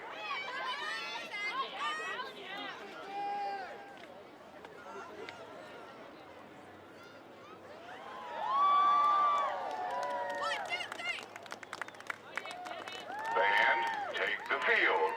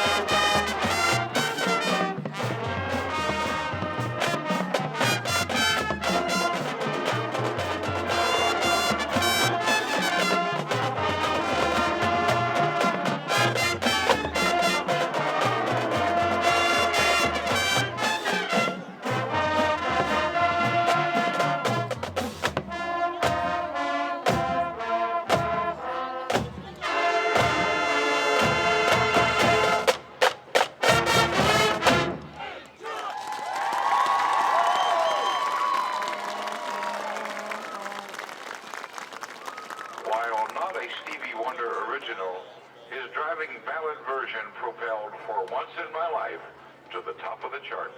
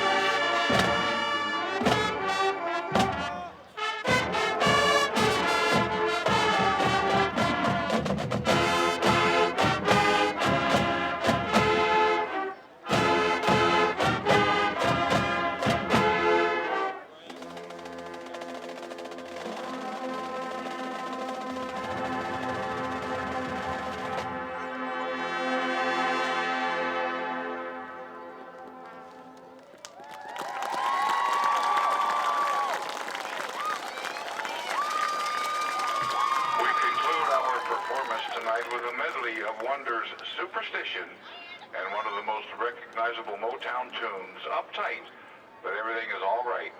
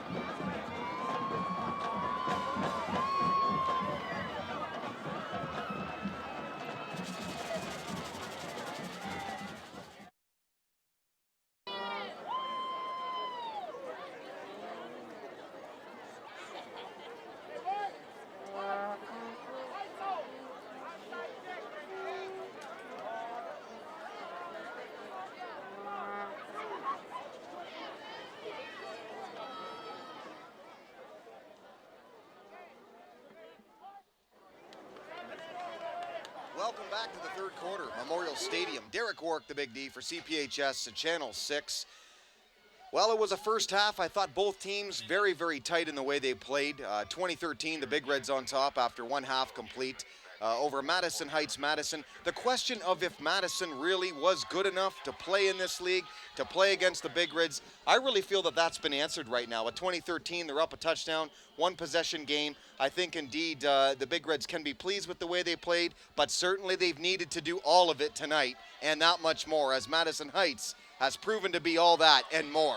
Winslow Chapman opening kickoff to start the half, and it could be big. Look out past the 40, down to the 43-yard line and up to eventually the 35, pushed out of bounds.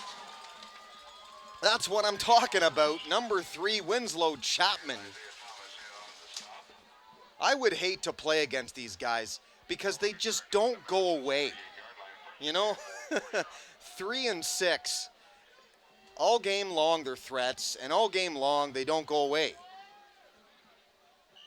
They're pests, but they're pests in a good way if you're a Big Red fan.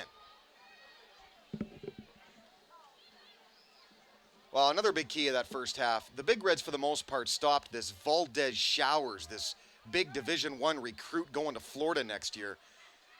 Other than the 174-yard reception scamper, he really hasn't done that much on the rush. So that's been a pretty good job by them. Winslow Chapman, number 3, the carry around left side, got maybe one, brings up second down. And besides that, the big plays by Port Huron at the right moments, the big single play call in that first half, the QB rushing of Justin Black, and the big play, basically the Chapmans. That's what it's come down to. The big catch by Robotham and the run, the touchdown scamper by number 4, Montez Jackson. Besides that, it was all the quarterback running of Black on basically the same play, just a play fake, a scamper up the middle through a huge hole, and each time it's worked.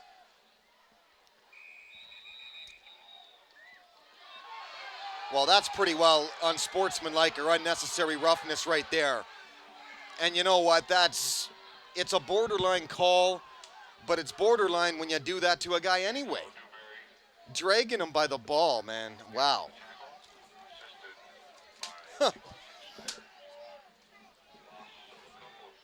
But you notice about that play when Black made the handoff, that they had a man committed to waiting for Black. That's the adjustments I'm talking about. That's what they do at halftime. They talk about that kind of stuff so that those plays aren't repeated. And you saw that man, 84 I think it was, Emmett Jackson. He's waiting left side for Black in case the play action, and he keeps it and goes that way. They didn't do that in the first half. They didn't compensate for that. Shotgun, Black again, play fake that way, but a flag first. And they're saying delay of game against Port Huron. The Big Red crowd, a very sarcastic way to go, ref. Despite the fact it was against their team. Lots of sarcasm in that group, obviously. But there's no crowd like the Big Red crowd. And I know that because I'm on this side. Not to take anything away from the Husky crowd on the other side, but I'm not on that side any week. I'm always on this one, and nothing like a good, solid Port Huron crowd to get things livened up. Black to pass again, up middle, caught. Robotham, close to the sticks, not quite. Lots of yards, though. These two are going to be the real deal next year, and I really think they've found something in this connection. 7 and 8. Remember the numbers, folks. Even though Robotham next year will likely, well, will he keep 8? I don't know. But it's got to be comforting for seniors, for Jared Chapman, who's leaving after the game tonight, obviously, graduating, or leaving as far as football goes, to know that, you know, his relative, number 3, Winslow, is still going to be there next year. Robotham will be there next year. He's not leaving nothing. He's leaving still a talented squad, so he's got to feel happy about that. On 4th down, very close. Schultz the carry, and he got the first down by probably, what, half a foot, if that? The one official's mark. Clearly he's got it. Yes, he does. First down, Big Reds. Jordan Small, number 89, trying to get the crowd back into it down there on the sidelines. Channel 6, a great staff. And after this play, I'm going to read down the entire staff, those who have worked hard this evening to make this production possible, and all year long, I should add. Winslow Chapman, the carry from I formation. The block from Schultz. Inside the 5. Goal. Touchdown, Big Reds. This is the best number 3 has looked yet. Madison Heights does not have an answer for Winslow Chapman tonight. And don't overlook number 9 and his front block on this either, because that's what springs 3 free.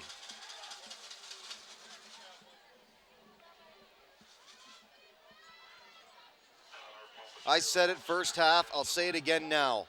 This is their playmaker next year. His name is Winslow Chapman, and he's already doing it this year. It's up and it's good. 26-13 now. And the extra point there, making it 27-13. 2-touchdown lead, Big Reds. Here's the replay again. There you see, Schultz takes care of his man. That's a perfect job. By the time 23 leaves Schultz, he's already out of the play. Easy pickings, number 3. The Channel 6 staff tonight, the camera people, Josiah Creedler, Nick Newmeyers, Sean Wendt, the Oxman, and Cecilia Gallio, who wanted to give a shout out tonight to Roger Smith. She told me before the game he's a real big fan of Channel 6 and these broadcasts. So from Cecilia Gallio, Roger Smith, there's your shout out. There's your shout out girl right there doing fine camera work. The camera halftime director is Emily Desmet as I continue down this list. Slow-mo camera, the Bloodhound, Chris Orell. Slow-mo director tonight, the big fella in the truck. As demonstrated earlier, he even moves in slow motion, E.J. Shea. Graphics, the dozer, Chad Schuler. We saw him doze off. The shoeless one, Chad Schuler. I guess he didn't have socks on, they were saying. Audio, the killer Kovac, Brandon Kovac. And the production supervisor, who I want to thank yet again for a 14th year, Ed. 14. Ed Sinek. There we go. Even though I got this hunch we're going to have one more game, I just got this hunch. Let's get nasty, Port Huron, from the 10 to the 15. On kickoff, quickly 20. Up 25, cuts middle field, gets close to the 30, and out past the 30. Still rumbling to the 34. Pretty good effort there. Winslow Chapman on the tackle. Is there anything that number 3 is not doing right now? 9, Denzel Manning, by the way, the kick return for the Eagles. That Big Red schedule this year, obviously the final one tonight. To recap what they've done, August the 27th, they lost 33-20 to Warren Kuzno. That Kuzno team, to me, looked really good at that point. September the 2nd, they won 49-7 at Sterling Heights. September 10th, they lost 17-14 to Anchor Bay and the great Taiwan Jones, that kid there. But they still almost beat Anchor Bay. The rest of that schedule in just a moment. And what happened, the results. Lowry. All the miscommunication here because he had time. 2 curls by 8 Eason and 9 Manning. And the pass was nowhere near them. Good coverage, Jared Chapman among them. September 17th, they lost a real tough one, but a game that kind of showed some promise defensively. They only lost 16-6 in Utica Eisenhower. That was quite a game. That could have gone either way, really. 16-6 to that kind of a Mac Red team, that wasn't a bad day. September 24th, then, they beat Clintondale 12-7. The next week, they beat Lance Cruz by a ton. Screen pass look almost picked off.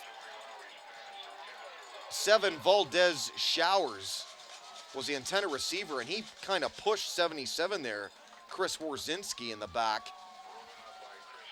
You gotta bet big 77 there wanted that one badly. Senior night. That's too bad. I would have liked to see 77 walk away on senior night with a pick, but good defensive play, Chris. Good job. October the 8th, they absolutely blew out, just creamed Grosse Pointe South in Grosse Pointe South. The win of the year for the Big Reds.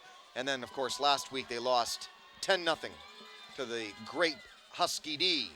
Third down and long. Schultz, good pass pressure. But wide open, man. Doesn't complete it because he's rocked. Laying the smack down, and he's still laying down. 14, Taj King. Woo! Woo! Get out the ice.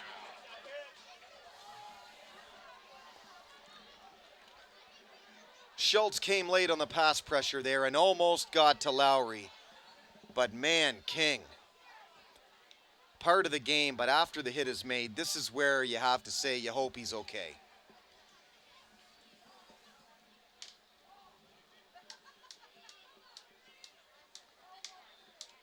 It's opening up a can of, well, you know what out there.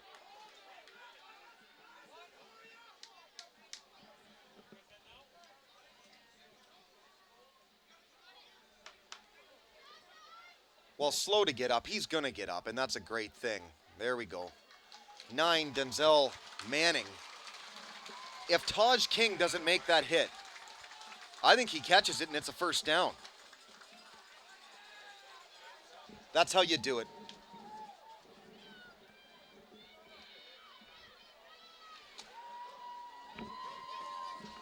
Well, the shoeless Chad Schuler, he had shoes and socks on when he came up here. He said Port Huron Northern is winning 35-0 at the half. We're coming back here next week. Yep, we're coming back. Back to this one. Thanks a lot for that there, Shoeless. You can go take your shoes and socks off again. And go sleep in the van. That's a pretty good punt there. Just shy of the 35 to the 37.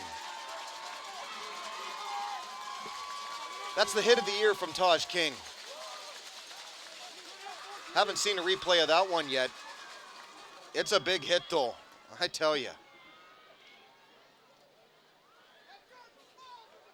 But the good thing about that hit is he jars the ball loose.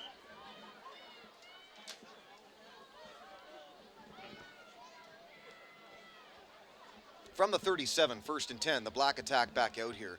But man, what a season for the Northern Huskies. 35-0 at half. It's only St. Clair. But, you know, it's a bit of a rivalry game. It's in the area, right? There you have it, though. Both Port Huron teams winning. I couldn't ask for anything more from a football standpoint tonight. This plays up and down. Winslow Chapman, quick carry and quick tackle. And I don't know where they're going to line up number 3 next year. Are they going to switch him around like they're doing tonight? Is he going to be in the slot behind the quarterback? Is he going to be lined out outside? Is he going to be the feature back? I just don't know. But the main thing is he's a kind of guy that gives you all the possibilities, just like 6, Jared Chapman. And really, it's a team you don't see every day with all this many Chapmans on it. Kind of a family affair for the Big Reds. And they've all got speed. Speaking of speed, Justin Black past midfield, hit hard. Too little, too late to the 48, first down.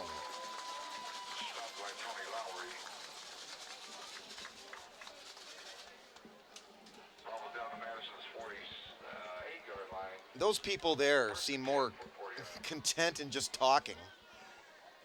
That one girl, just her back is to the game, so more interested in the conversation. They can't get any higher in the stadium if they tried, as far as seating goes. There you see Black. He's hit hard, but he got a first down.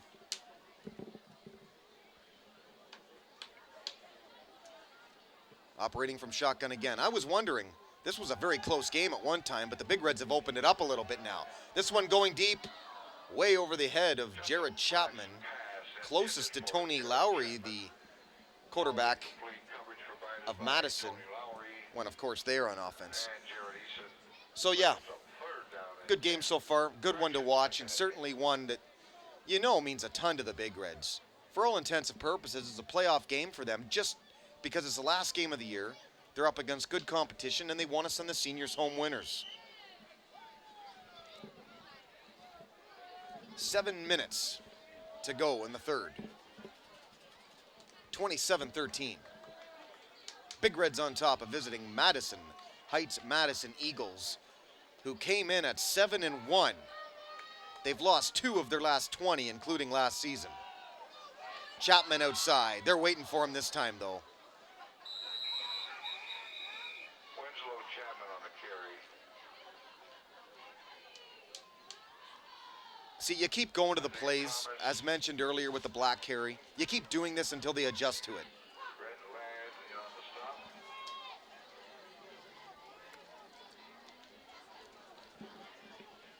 Third and 11 for Huron. Third down and 11 from the 49. I don't know who that was. Somebody down here yelling their disgust about Port Huron. Kind of outnumbered, I think. About 500 to 1. Justin Black, keeper, nothing. But again, right now, it comes down in a way to running out the clock. Red Lad among the others in on the stop. And there I am. Middle of the defensive line. That'll bring up And a fourth good down. game on the whole And about by the Big Reds, I think, right now. They're doing what they want to do now. They're running the ball and eating up the clock, and that's what it's all about right now. Possessions, running down clock, time of possession, and playing good D, which they've done all year anyway, so they're used to that. Anyway, Derek worked the big D. Let's get nasty. Love it. Great year. Both Port Huron teams, certainly. And we have a timeout on the field, or a break in the action anyway. And there's my website going up there, bigdsports.info. Shoeless earning his keep down there. All right, I'd like to see that. Thanks for the plug, man. That's nice, boys. Of course, I blog about these games on my site, and some feedback every now and then. It was nice to see Mike LaForge write in. Trent Beebe's dad for the Huskies, he wrote in. Nice to see. Here's the punt. Beautiful punt. Fair catch called. And then he tries to take off. Jared Chapman's kick. Fans want a flag, but that's a little harsh. Jared Eason. Down about the 17-yard line. 10 for Madison. Well, I don't hear the coaches next door to me hitting things, so they must be pretty happy there. Sometimes it can get loud next to me, but subtle right now anyway. They're pretty happy. As the whole Big Red team should be, really. And Coach Mullen should be happy because of how they've rebounded from last week. Teams don't always rebound real well from the big rivalry games, and in this case, rivalry losses, but I was worried it might hurt knowing that they played so well defensively and still lost. But no, they've battled back. They obviously have forgotten about last week, and they've made something in this game against a very good team. So certainly hats off to them for that. Valdez Showers hasn't done anything in a while. If you're wondering, the Florida recruit for next season has a 74-yard touchdown reception. Other than that, a few yards rushing here and there. He might be in the 50s or 60s. Certainly not over the century mark, at least not yet. Middle of the 4-yard defensive line. But those kind of guys, you don't look to go into a game against those kind of guys and say, we're going to stop him. He's going to get nothing. You don't stop a guy that good. You contain a guy that good. He's going to pick and choose, and he's going to hurt you sometimes, but you can't let him hurt you all the time. That's key. Here's a first down pass. Reception. Tony Lowry's pass complete. Lowry outside. Jarrett Chapman among tacklers. Taj King over there as well. On the receiving end, brought down by And number 2, Tyree Monroe on the reception. For a first down, out to the 31-yard line, first and 10. 4:40 left in the third. Big Reds up 2 touchdowns, 27-13. And really, it's been their game for the whole third quarter. Here's an option look. Lowry thought about the pitch to Flowers. Instead, he keeps this one. Goes straight up and straight down, but got about 10 first. And that's enough for a first down. Keeper, he's brought down by Mike LaForge. Didn't really look like the Big Reds were defending the option well there. Didn't look like they were expecting that particular play call. The pitch to Showers, who I keep calling Flowers, that even might have worked there. But Lowry proved to have made the right choice, getting 10 on the QB keeper. First and 10 now, I formation look. Finds the hole around left side, got 5. Did Showers. Showers on the carry. Tackle by Smolik, as well as Schultz. LaForge over there again. Alex Smalley.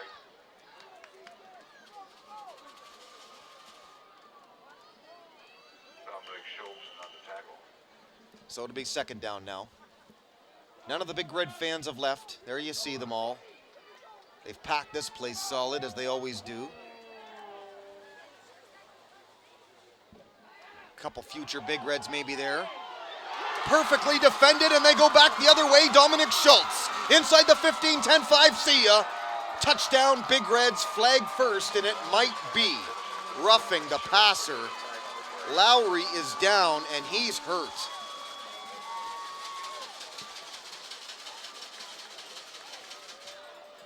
Well, he's in a lot of pain right now. Tossing, turning at about the 30. I didn't know if he got decked or not. I saw the play. Deflected and then right into Schultz's hands.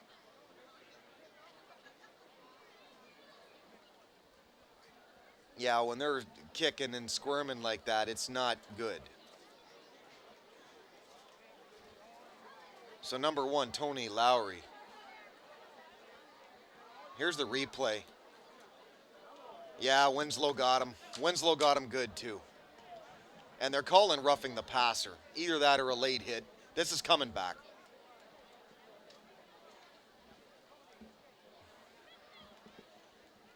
Well, aggressive play. Part of the game.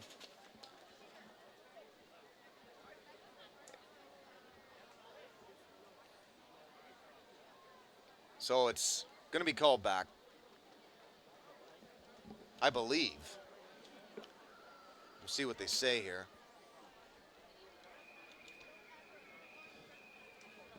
The Big Reds during this timeout want to discuss this with the officials.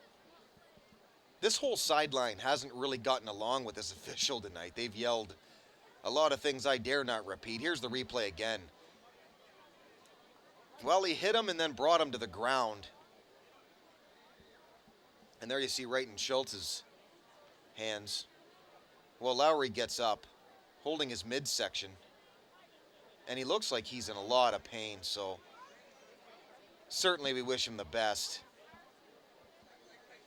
Well, the referee's calling touchdown. So I thought it was going to be waved off. Instead, he's waving off both penalties and calling a touchdown. So when the play does resume, Big Reds are going to have 6 more. And Lowry gets up, but not without a ton of effort. And we just wish him the very, very best. And he got up because he's a TG tough guy. That's why. Touchdown is good for Port Huron. Dominic Schultz, the interception, touchdown, deflected first. But the more important thing is, can this poor guy get off the field? I mean, but that's not the first time in this game they failed to block Winslow around the corner on that corner blitz there. Well, the screen doesn't really show you there. It's following the football. Blocked initially by Mike LaForge and then Schultz. And they were both in front of the wideout, the intended wideout they were throwing to.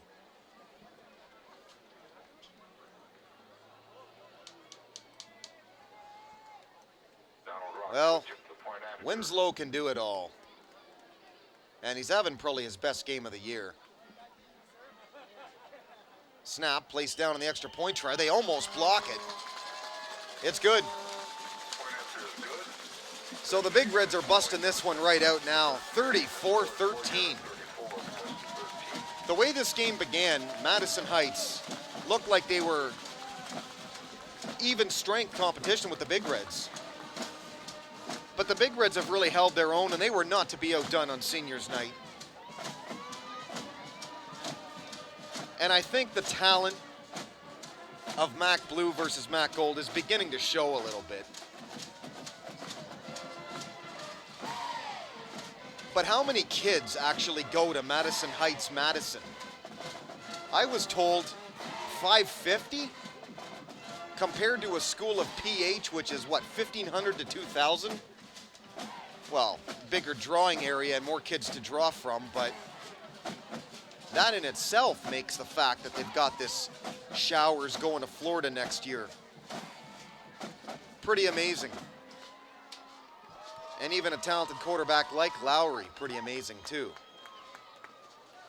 Jared Eason and Tyree Monroe back deep for Madison.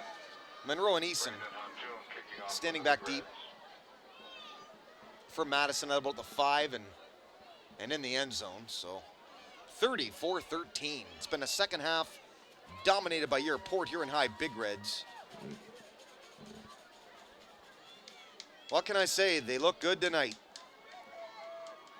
They'd do anything, I think, to have some of those games back this year, too. I mean, that Anchor Bay loss, especially, I think they felt they should have had that victory.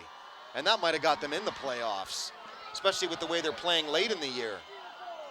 This one's going to be a touchback. Kicks through the end zone for a touchback for Madison. But what I'm happy with is it's one of those years where, For the Eagles. again, you have one dominant Port Huron team, but you have another Port Huron team that's right there with them. And a few bounces either way, and we could have had both of them make the playoffs. So really, it was nice to see. I don't see that, again, in the booth all that often. These 14 years, it's been one or the other. It hasn't been both. In those 14 years, though, the first couple of years were Husky playoff seasons. And they were in the Mac White then when I first did this, with the Dan Hanton years. And then they started falling off a bit, and then it was all Big Reds in their playoffs. Just 1 year, I'd love to see both of them make it. That would really be something. I formation, right side, got 6. Flag first. LaForge among tacklers. And you really can't say enough how much The ball carrier. Ran into the PH middle is of going to that miss 40 Mike defensive line. LaForge. As far as a middle linebacker or a run-stopping linebacker goes, Face mask. he's as good as they've had in a long, long time. Because not only is he valuable in that area, but the kid gets outside too. He's an east to west player too, as is Dominic Schultz, as you saw them tonight pass defending. Zmolik, another one. I mean, they've got good, talented players. But sooner or later, you got to graduate. Can't play here forever. And you know what? There's people out there that they say they've even won the Super Bowl. And they say still the game that meant the most to them would be a high school championship game. Because back then, for what you go through and what you are, your camaraderie with your school and your team and your friends, it means the most to a lot of these players. It really does. And I know that's strange to say, but it's true.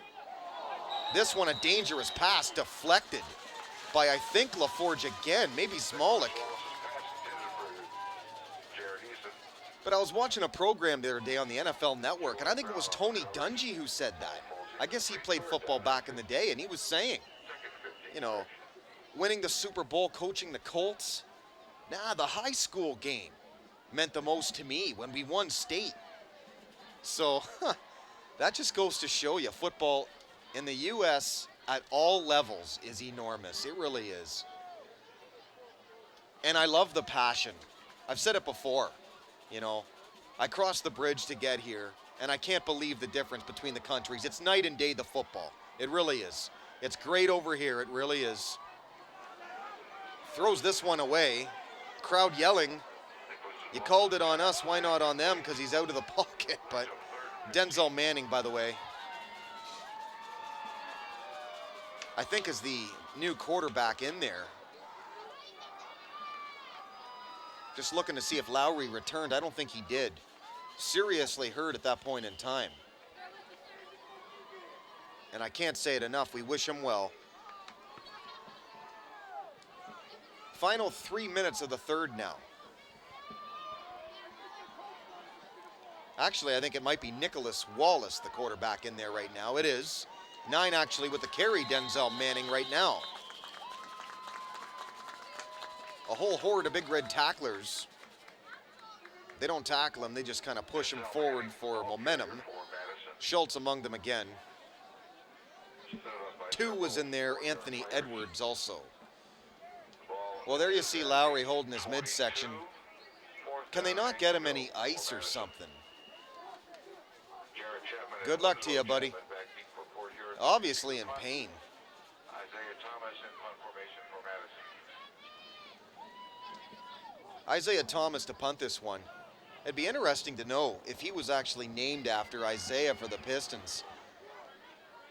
Popular name, but still worth thinking about. Kind of neat. Here's the punt. Kind of a wobbly kick, but took a good Madison Heights bounce to the Big Red 47. Jared Chapman got the heck out of the way of that one. Wasn't even near the ball that time. Wanted to be absolutely sure. So with 1:48 left in the third quarter, I don't know what it's like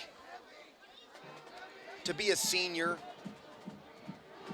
Never played football for long, but to be a senior, having played so many games at Memorial Stadium,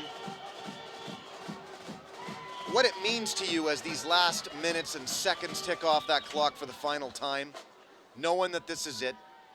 They say in college football, it really, really weighs on you. But as the final seconds tick off, what is going through the minds of the seniors? Didn't make the playoffs this year, which I might also add is a rare thing for this Big Red team. All the success that Ed Kindle actually started, he really brought a good team into the forefront and set the stage for Coach Ryan Mullins, who just basically picked up where he left off. And they're used to success here. They're not used to not making the playoffs. So you can bet that loss last week, it weighed on them a bit, but certainly I respect them for how well they've recovered.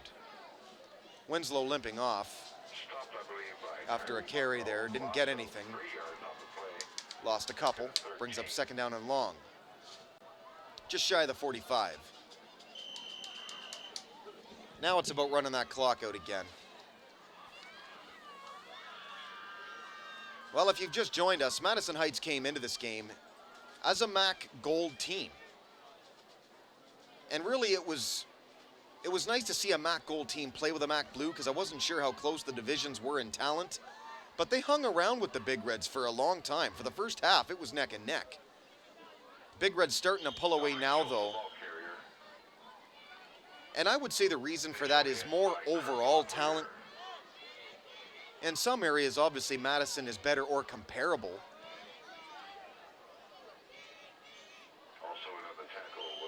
The big Florida recruit, Valdez Showers, who really has not been a factor in this second half at all. After a couple of big plays, one 74-yard touchdown reception in the first half. Pretty quiet.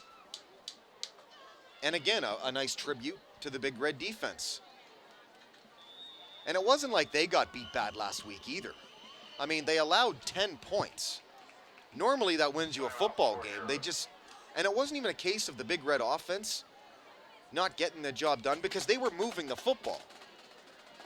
Last week, it just came down to a Husky defense that performed when they had to. They outperformed the Big Reds when they had to. And I think it came down to probably 3 plays all game long.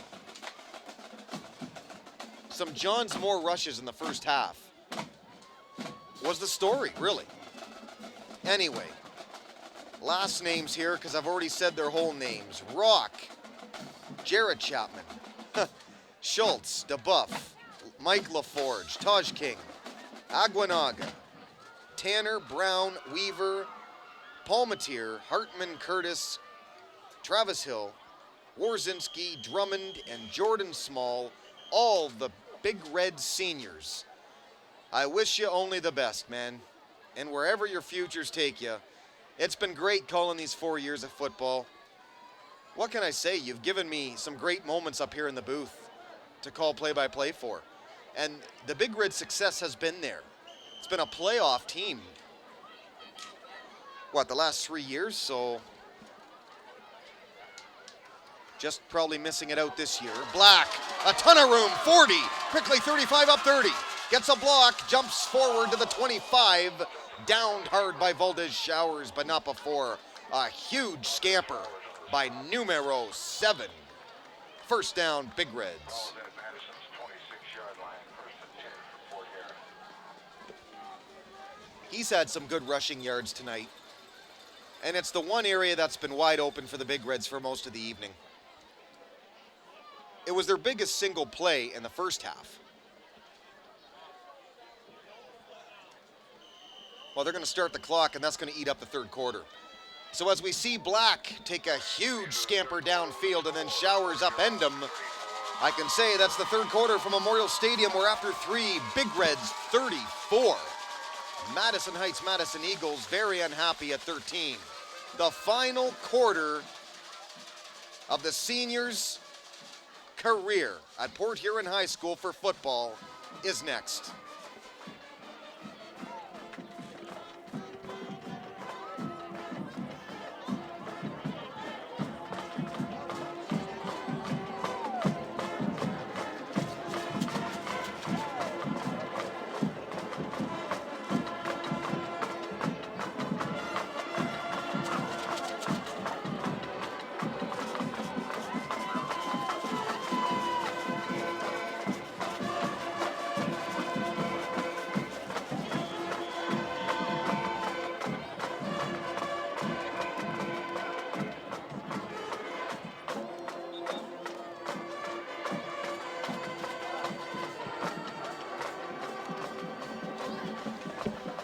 Welcome back to the fourth quarter. That might be the biggest play of the second half, as number 3 Winslow Chapman did the dirty work up front, and then Schultz gets the deflected pass, goes all the way for the touchdown. That happened about 15 minutes ago. Clock time. Big Reds 34-13 lead as we start the fourth. Derek Wark, the Big D. CPHS Channel 6 from Memorial Stadium. The Port Huron Area School District television station. Well, what can you say?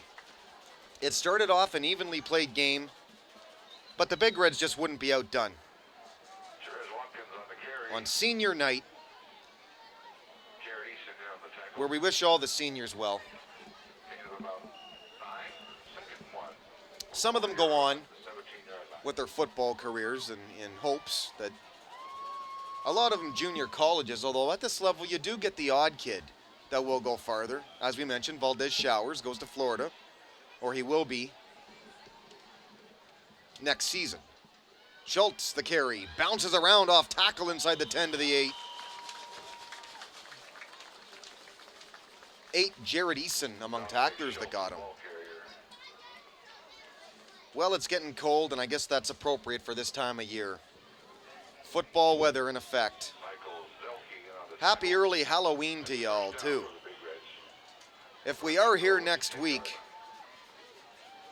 it'd be a little scary, spooky, I think. Why not? The Friday before Halloween, and I think we will be. I do. I think they're going to give the Huskies a home game. We'll see. Black, keeper, up the middle, dives forward, touchdown, Big Reds. That's going to do it. If it wasn't already all she wrote, it is now. He has had success all night long on the quarterback dive play.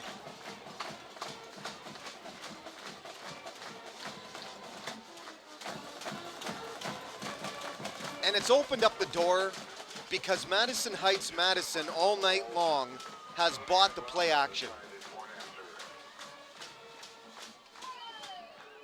And right when it looked like they were adjusting to this run, nope. Extra point try, it's up and it's good. It is now 41-13. Keep in mind, as far as the MAC Gold goes, this Madison Heights Madison team is not a team that is used to losing. I mean, they just don't lose at all. I said it earlier, 20-2. I think, is their last 22 games. 20-2. Oh, you see Black. Blocker ahead of him, Winslow, just trying to hit anybody. So regardless of how far behind the MAC Blue, the MAC Gold might be in terms of of talent, basically because the school is smaller.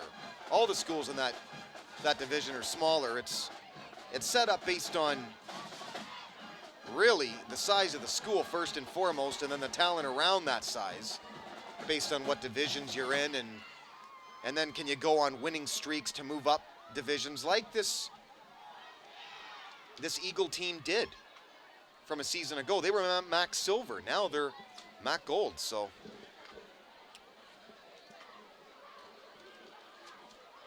but certainly a measuring stick for them to think, okay, we've gone from silver to gold. Now what do we have to do to go from gold to blue? Well, that step I think they've realized now is a lot larger than maybe meets the eye. Here we go. Kickoff. Let's get nasty. Port Huron. Kickoff taken short about the 20, 25, now 30. Good run back Monroe, 35, now 40 outside and pushed out of bounds, 44. Look out for the wall. Monroe on the return for Madison, thrown out of bounds by Mark Chapman. So 10:45 to go now in the fourth. Ball is spotted at the 43-yard line out. Madison first and Practically all but over, 41-13. Again, the Northern Huskies were up 35-0 at the half tonight in St. Clair, so they're going to go 7-2. The Big Reds, by the looks of things, they're going to go 5-4. And it all goes back, really, to the Anchor Bay game. 17-14, they lost it late. Well, if only. They were that close to making the playoffs. I formation to the outside. He really had to run just to catch up to that football. 2, that's Tyree Monroe, incomplete. He not only had to adjust himself to catch to that ball, but he had to sprint to catch up to where the ball was in the air. But that's a pass that's not going to get you much anyway by the way it's thrown. Here you see, watch him turn it on to try and get to the ball, and he just couldn't do it. See, but even if he makes that catch because of the throw, Jared will get him. Thanks again to Jared for that DVD last week. All kinds of highlights on there. That was nice to see. The give on second down, not much, brings up third. And really, this Big Red defense has shut down Madison Heights since halftime. Clearly, adjustments were made. Either that or up front, they're wearing them down. And it's hard to figure when you think, because Madison Heights, they're pretty big up front. They're bigger, I think, than the Big Reds are, but Big Reds are just used to facing bigger competition. They're used to this. They're not strangers to this. I formation. Blitz try, they throw the flag. It's going to be a sack, but all for naught. LaForge jumped offside. Big Red fans, a nonchalant cheer there.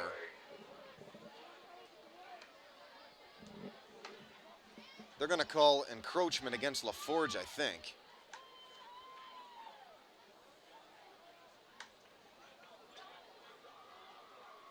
Well, now they're saying false start offense. Okay.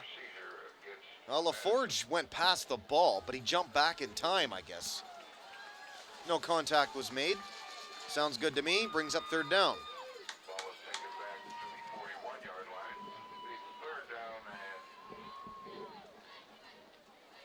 and There's the fans again. Some want on camera, some don't want on camera. That gentleman there looks amused that some don't want on camera. You're welcome, sir. You're welcome. Shotgun, 3rd and 12 from the 41. Crossing pattern complete. Got 13 and a first. pass is complete to Jared Eason. Eason kind of goes up and then cuts left and makes it right at the sticks. That's a good job. Forge on in on the stop. The ball was at the 45-yard line. LaForge on the stop. First and 10. First down, Madison Heights. But really, you let him do this all day now.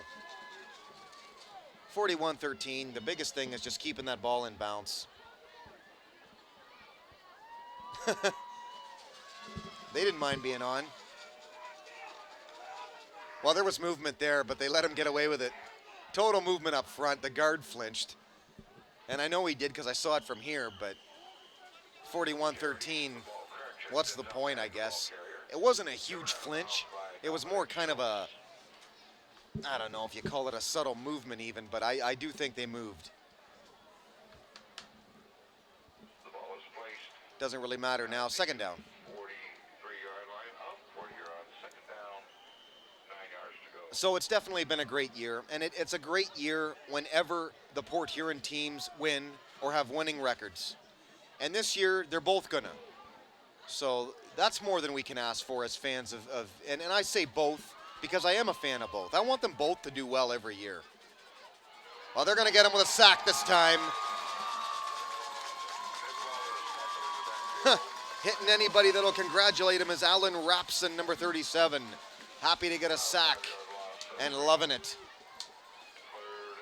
We don't say his name very often. I think he's in off the bench getting some extra time now, and we'll see how many guys Coach Mullins gets in there as backup players. Sometimes a tough call for a coach to play the young guys, but depending on the score, Coach Mullins may just do that. As I expected, it's really gotten cold here at Memorial Stadium, but again, playoff weather and true blue football weather at this stage. It's got a playoff atmosphere on this end tonight, and I think that has to do with the fact they wanted the seniors to go out true blue winners. That they are, and it's looking more and more like indeed they're going to do that. Tyree Monroe caught that one, got 8. Stopped immediately by Julian Brown. It'll bring up fourth down. Julian Brown, the tackle. So if I'm to award players of the game tonight, I think offensively you either say Black or Rabotham, so I'll say both of them. Well, you got to kind of say Black, really, because of all the rushing yards that he got. He's well over 100 yards rushing, so, well, the two of them, they were great tonight. Defensively, there's a lot of them you could really say. Fourth down here, rolling out, throwing it right in the hands of Jared Chapman. Here's a pick to the 30. Up 35, trying to go field to field, side to side, and he does. Jared Chapman to the 40, now 45. Crosses the plane at midfield and goes out of bounds at the Madison Heights 48.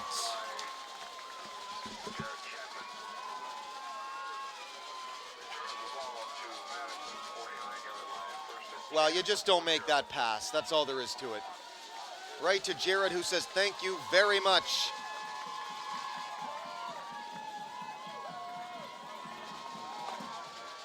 Going out as a senior with a big pick. Good job by 10 there. Nicholas Wallace just to avoid the pressure, but then he kind of forced that pass. Right to Jarrett. Christmas comes in October for 6. And then you see him just getting to the outside there for the rest of that play, and then he just says, I've had enough. People watching, too, don't always realize how hard it is and how difficult it is to go sideline to sidelines. You get real tired. I formation, look, the immediate give, straight up, straight down. And they ended up with the football. Well, it's good defense. Madison Heights Madison gets the ball right back to Tyree Monroe with the fumble recovery. Defensively, you could give it to the whole Big Red unit this year. They've all been good in every game. Got to stick with 13, Mike LaForge. He's had a great game today, certainly. Made some big tackles, and if you notice something, if you watch him all game long, middle linebackers don't always get the credit they deserve. He's in on most tackles. That being said, Winslow tonight defensively was terrific. Offensively speaks for himself. So he was good on both sides of the football as we see Madison Heights get an offside. There's the Ox, and he's even got the hat on now. That hat is legendary, but he hasn't worn it yet all year. Yeah, it is cool. You actually wear something that is cool, Ox, not just the horns. That's a sign that he's cold, I guess. I don't know. Pitch out. Now the reverse. Almost drops the football. Whole lot of running yards here. Monroe, 40. Scampers up to the 35. Pushed out 32. Flags all over the football field. Flag on the play. Tyree Monroe was the ball carrier. Driven out of bounds by Taj King. So again, a very successful tenure here for this group of seniors. It is not going to be easy to replace them. I think offensively they'll do just fine because Black is back. Robotham will be back. They've got some talent here.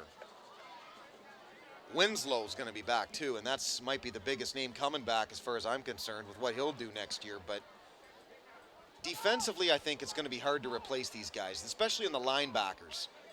You talk Schultz, LaForge. There's the replay, by the way, the last play. Schultz, LaForge, Smolik, guys like that.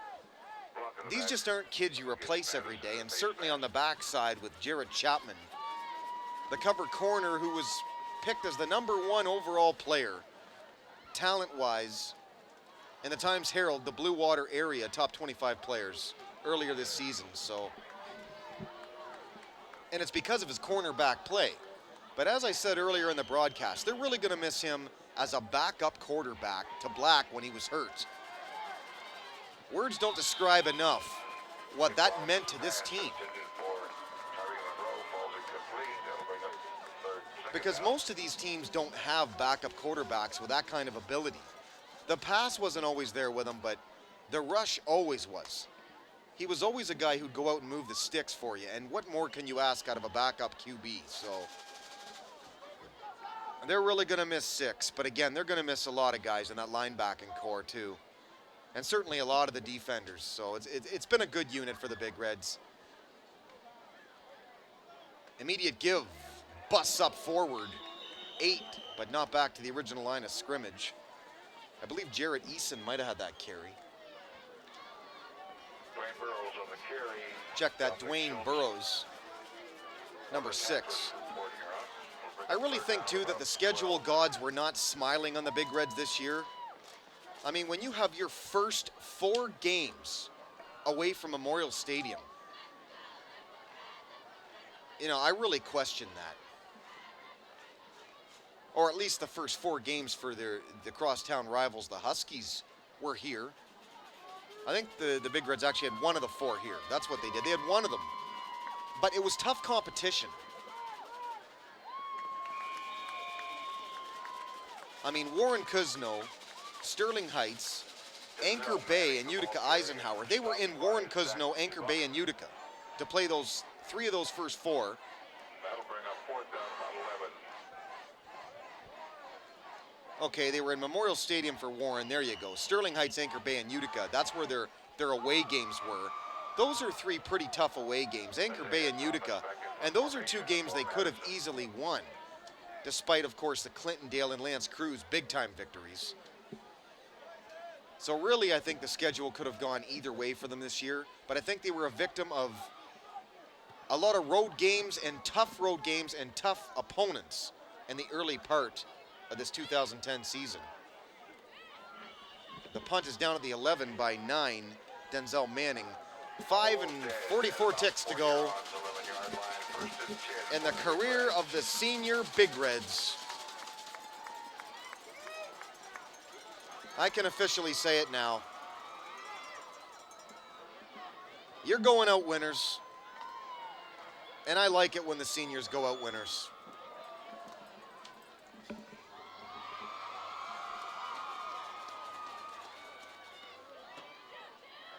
And this Madison Heights Madison team is going to go to 7-2. And their own playoffs coming next week.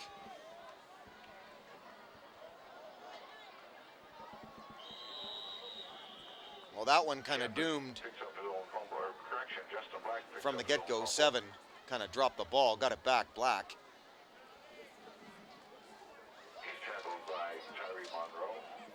But it was a real strange setup to the schedule this year, too, I thought. A couple Thursday night games, a Saturday afternoon game. But the one thing I liked about it was that the rivalry game was played late in the year, and that's all you can ask for. I used to absolutely hate it when they had week 3, PHN against PH. I hated that. They had it week 8 this year, and that was great. Obviously, that's got a lot to do with the fact that they're both MAC Blue teams this year. And it's just a regular scheduled game, but if they can keep pushing to have that game late in the year, I think it would value both teams more. Because you got 7 weeks before that to get ready, instead of just 1 or 2 like has been in the past. But a long time ago, like 10 years ago, they always used to have it the last week. I remember that. And that was kind of interesting, but the weather was always a little bit rough. Anyway, Black, the immediate give this time. They're just trying to keep this in bounds, but this might be unsportsmanlike against possibly 58 Vincel Shadricks. Maybe a late hit. It is. Well, they're calling it a face mask instead. Hard to say what happens sometimes at the bottom of those tackles. That's the play right there that has worked tonight, except Black play fakes and goes the other way. That has worked almost every single time they've tried it. Well, the penalty brought them all the way up to the 28, 1st and 10 from there. So Big Reds will take that, and more or less just to run this clock down now.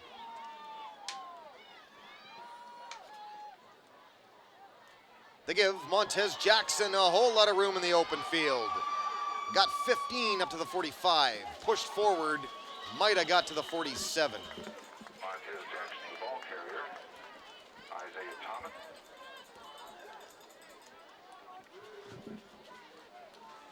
There's the Bloodhound. Maybe one last time. Although, like I said, I think we're going to be back next year. Hello, Bloodhound. He's a bloodhound in a hood. That's enough for a first down for the Big Reds. Yes, indeed. I got a smile out of him. It's rare to get a smile out of that guy, but I got one. Up on the roof. Probably the coldest spot in the whole place.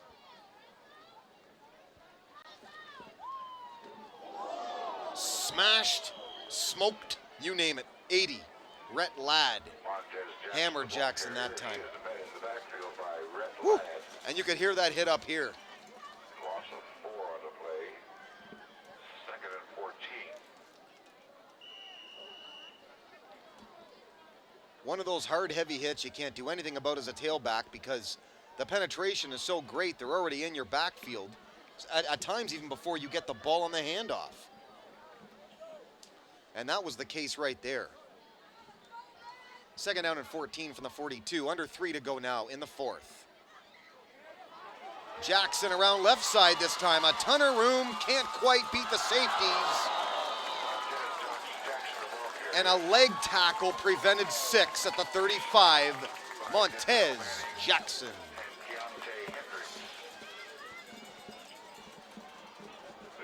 Moves like Michael. 35-yard line, 1st and 10 for the Big Reds. Without the glove. And the hat. And the shoes and all that. But yeah, good future this number 4. Definitely. Here's the replay of it. There you see around the left side. And a whole ton of room too. Like, look at that just open up from the get-go. And he almost beat them. Like, you can see him there. Right when I said he's not going to beat the safeties, he almost gets through. Here's a yard on the carry. 58 Vincel Shadricks. Another tough tackle. Another player down again. That's 2 Tyree Monroe. So right now, even if you're head coach Drake Wilkins of the Madison High Madison Eagles, you want to make sure you can have a healthy team for next week. Like, that's the other thing they've got to be thinking about right now, because their QB went down earlier, Lowry, and this is a team that's going to be in the playoffs next week. So they continue to be getting hurt here, and it's starting to get serious. I mean, are they going to have a healthy enough team for a playoff game? There you see it a minute ago, and he just did stick his leg up and make that tackle. Can't really tell by the number there. Can't see the number anyway. Player down, though. 1:29 left in the career of the Port Huron High School seniors. And I wonder if any of them during this timeout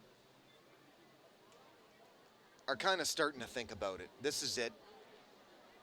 And I'm sure as a head coach, they tell them, kind of look around one last time, kind of take it in, because really that's it, you know? They'll move on and have futures. Hopefully they go play some football somewhere else next year. A lot of them junior colleges. But if I was the coach, that's what I'd be saying, you know, as the seniors, just kind of look around that last few minutes, kind of get the last feel of Memorial Stadium, because a lot of people that played here, the seniors and all that, they'll tell you that. And it's quite a place to play football, and it's kind of got a mystique about it, an aura, and it's just something you never forget. Certainly, the player down, as we did with Lowry, we wish him all the best. We know he'll get up because he's a TG tough guy.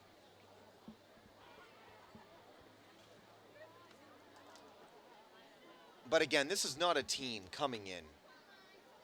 Like, they were 11-1 last year in 12 games. They lost one regular season game and just that one playoff game, I believe. But anyway, case in point, they're not used to losing.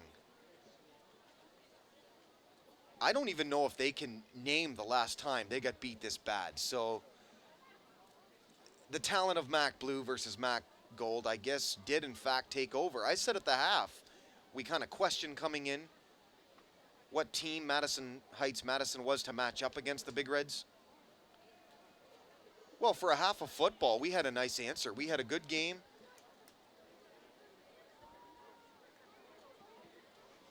But it got to the point, I think, of where, you know, your depth takes over, your overall talent takes over, and the fact that the quarterback, Lowry, went down, well, that had a lot to do with it, but I think by then the Big Reds were going to have the victory anyway. The player's still down. There you see the time on the clock, 1:21, or I guess that's 1:29. 41-13, the score. There you see it. Big Reds on top. They haven't had much problems tonight offensively.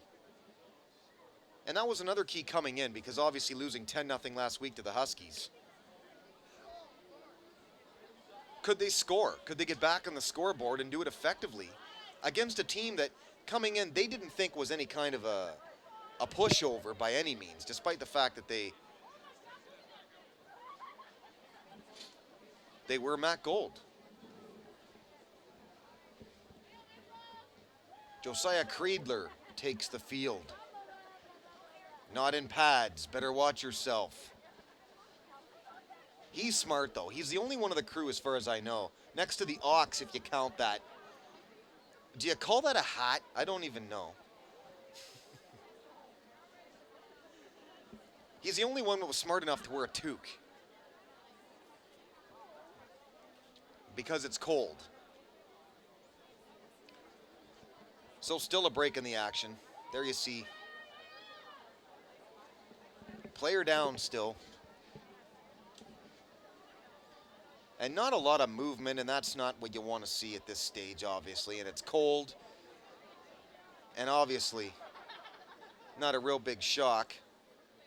Yeah, I was talking about you a minute ago, Josiah, down there. But anyway, thanks again, Ed Sinek. Thanks again, E.J. Shea, as well.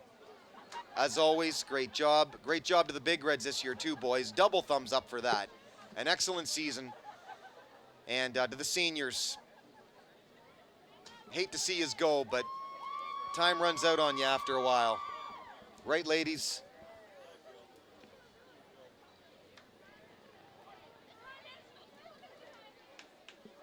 It's a good group of seniors, too, though, as mentioned. Talented guys. I don't know how they're going to replace them defensively, but for the last 3 or 4 years, I've said it all along. How does Coach Mullins continue to find these kids, continue to replace one extreme to the next to get talent in here? Last year was kind of tough. I mean, you just don't replace Steve Sawyer and David Foster. I mean, the guy was nicknamed the Truth. How do you replace a guy like the Truth? Well, you don't. That's all there is to it. You don't. But Coach Mullins did everything he could to come close to finding a way. And it's not like they weren't exciting this year. They just a few bad breaks. But certainly, this is a team that continues to find the talent year after year, continues to be competitive. And they've been rewarded for it the last couple. I mean, playoff berths. They were close in the Taddy years to winning the first round of the playoffs. There you see them.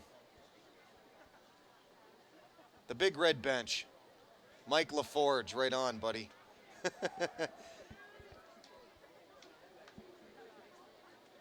Right down the bench. I don't know if we've ever even done that. Black there as well. Some guys not dressed. Jordan Small. Great year, buddy. Connor Palmatier. There you see 54. Funny scanning the bench, though. We've never done that before. And that's nice to see. They can't show much enthusiasm, obviously, the player hurt, and why would you? And I don't even really know his name yet either.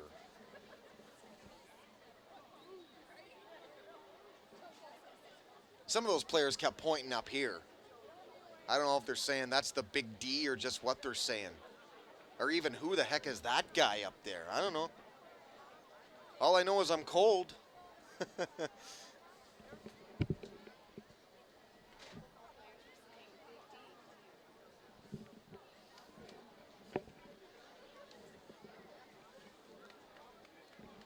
Well, that's interesting. Very, very interesting to know.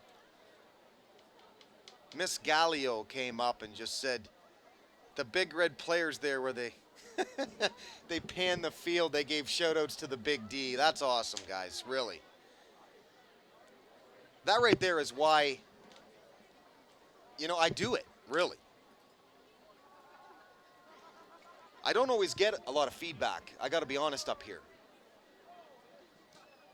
So in a sense, because all these players, they watch it, I guess, the Monday night and the rebroadcast and all that. They watch these games. So it's nice to know they appreciate it anyway. And it's all about the extra excitement for these kids. Because, it helps them remember their experience at Memorial Stadium. There you see Big D Sports. That's my blog, by the way, bigdsports.info. I'll talk about this game on the blog. Sunday or Monday or Tuesday or something, I'll have this out. I'll talk about it. But that's definitely what it's all about. And even Chris Taddy put it all into focus for me when he came up here in the booth in like week 4. And I said earlier, I love it when I get to hear from a lot of the ex-Big Reds and everybody. The real talented guys that made it happen. For years. He said, you know what? The players watch this. And it's the excitement. It's that extra oomph that they want to hear. And that pumps them up. And I didn't know that, so that's awesome to hear. So the Big Reds are going to be 5-4. And a happy group at 5-4 because, it kind of leaves a bitter taste in your mouth if you're a senior and you leave on a loss.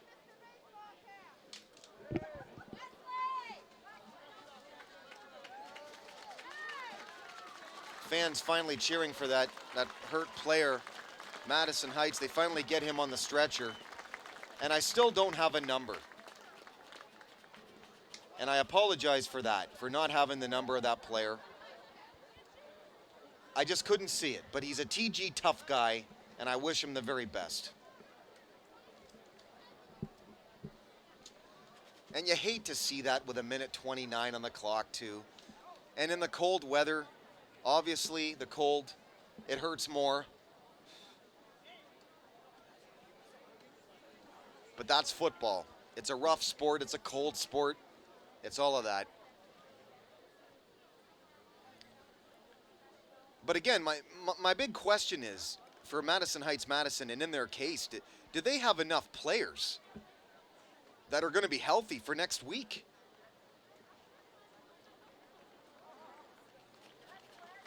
If their quarterback's out, that's a really big blow. And now another player here, and it's one of those where I wish I knew up in the booth what was wrong, to report it, but we can only hope he's okay and cross our fingers for him, and all the best.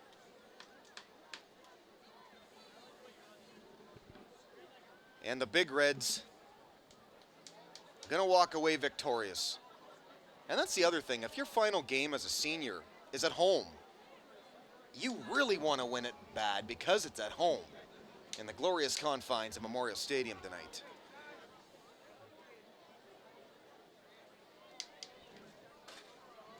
Second down and 10 from the 35 is where we'll start from when play resumes here. Big Reds right now are just going to run this clock down and get out with the victory. Well, way to go, Big Red seniors.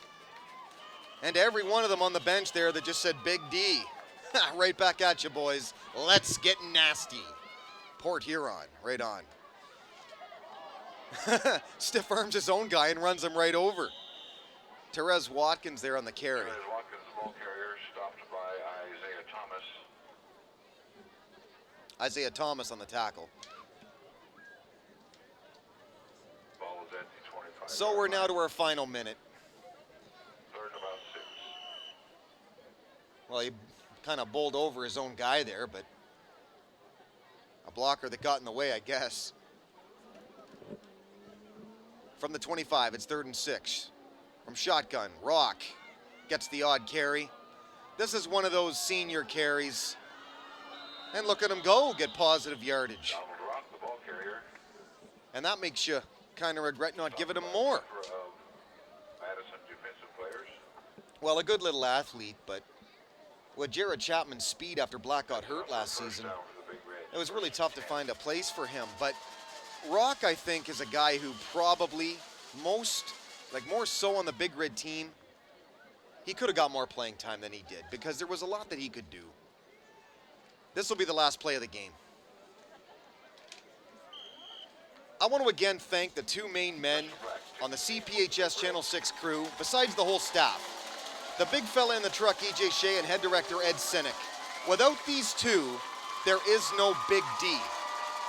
Years ago, I tried to make it in the business. I got away from it for another career, but thanks to Ed Sinek especially, the Big D lives on through CPHS Channel 6.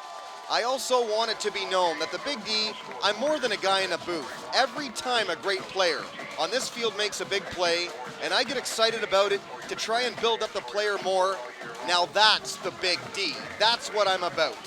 Thanks again to the entire staff at Channel 6. Congrats to the Port Huron High Big Red seniors. All the best in your futures.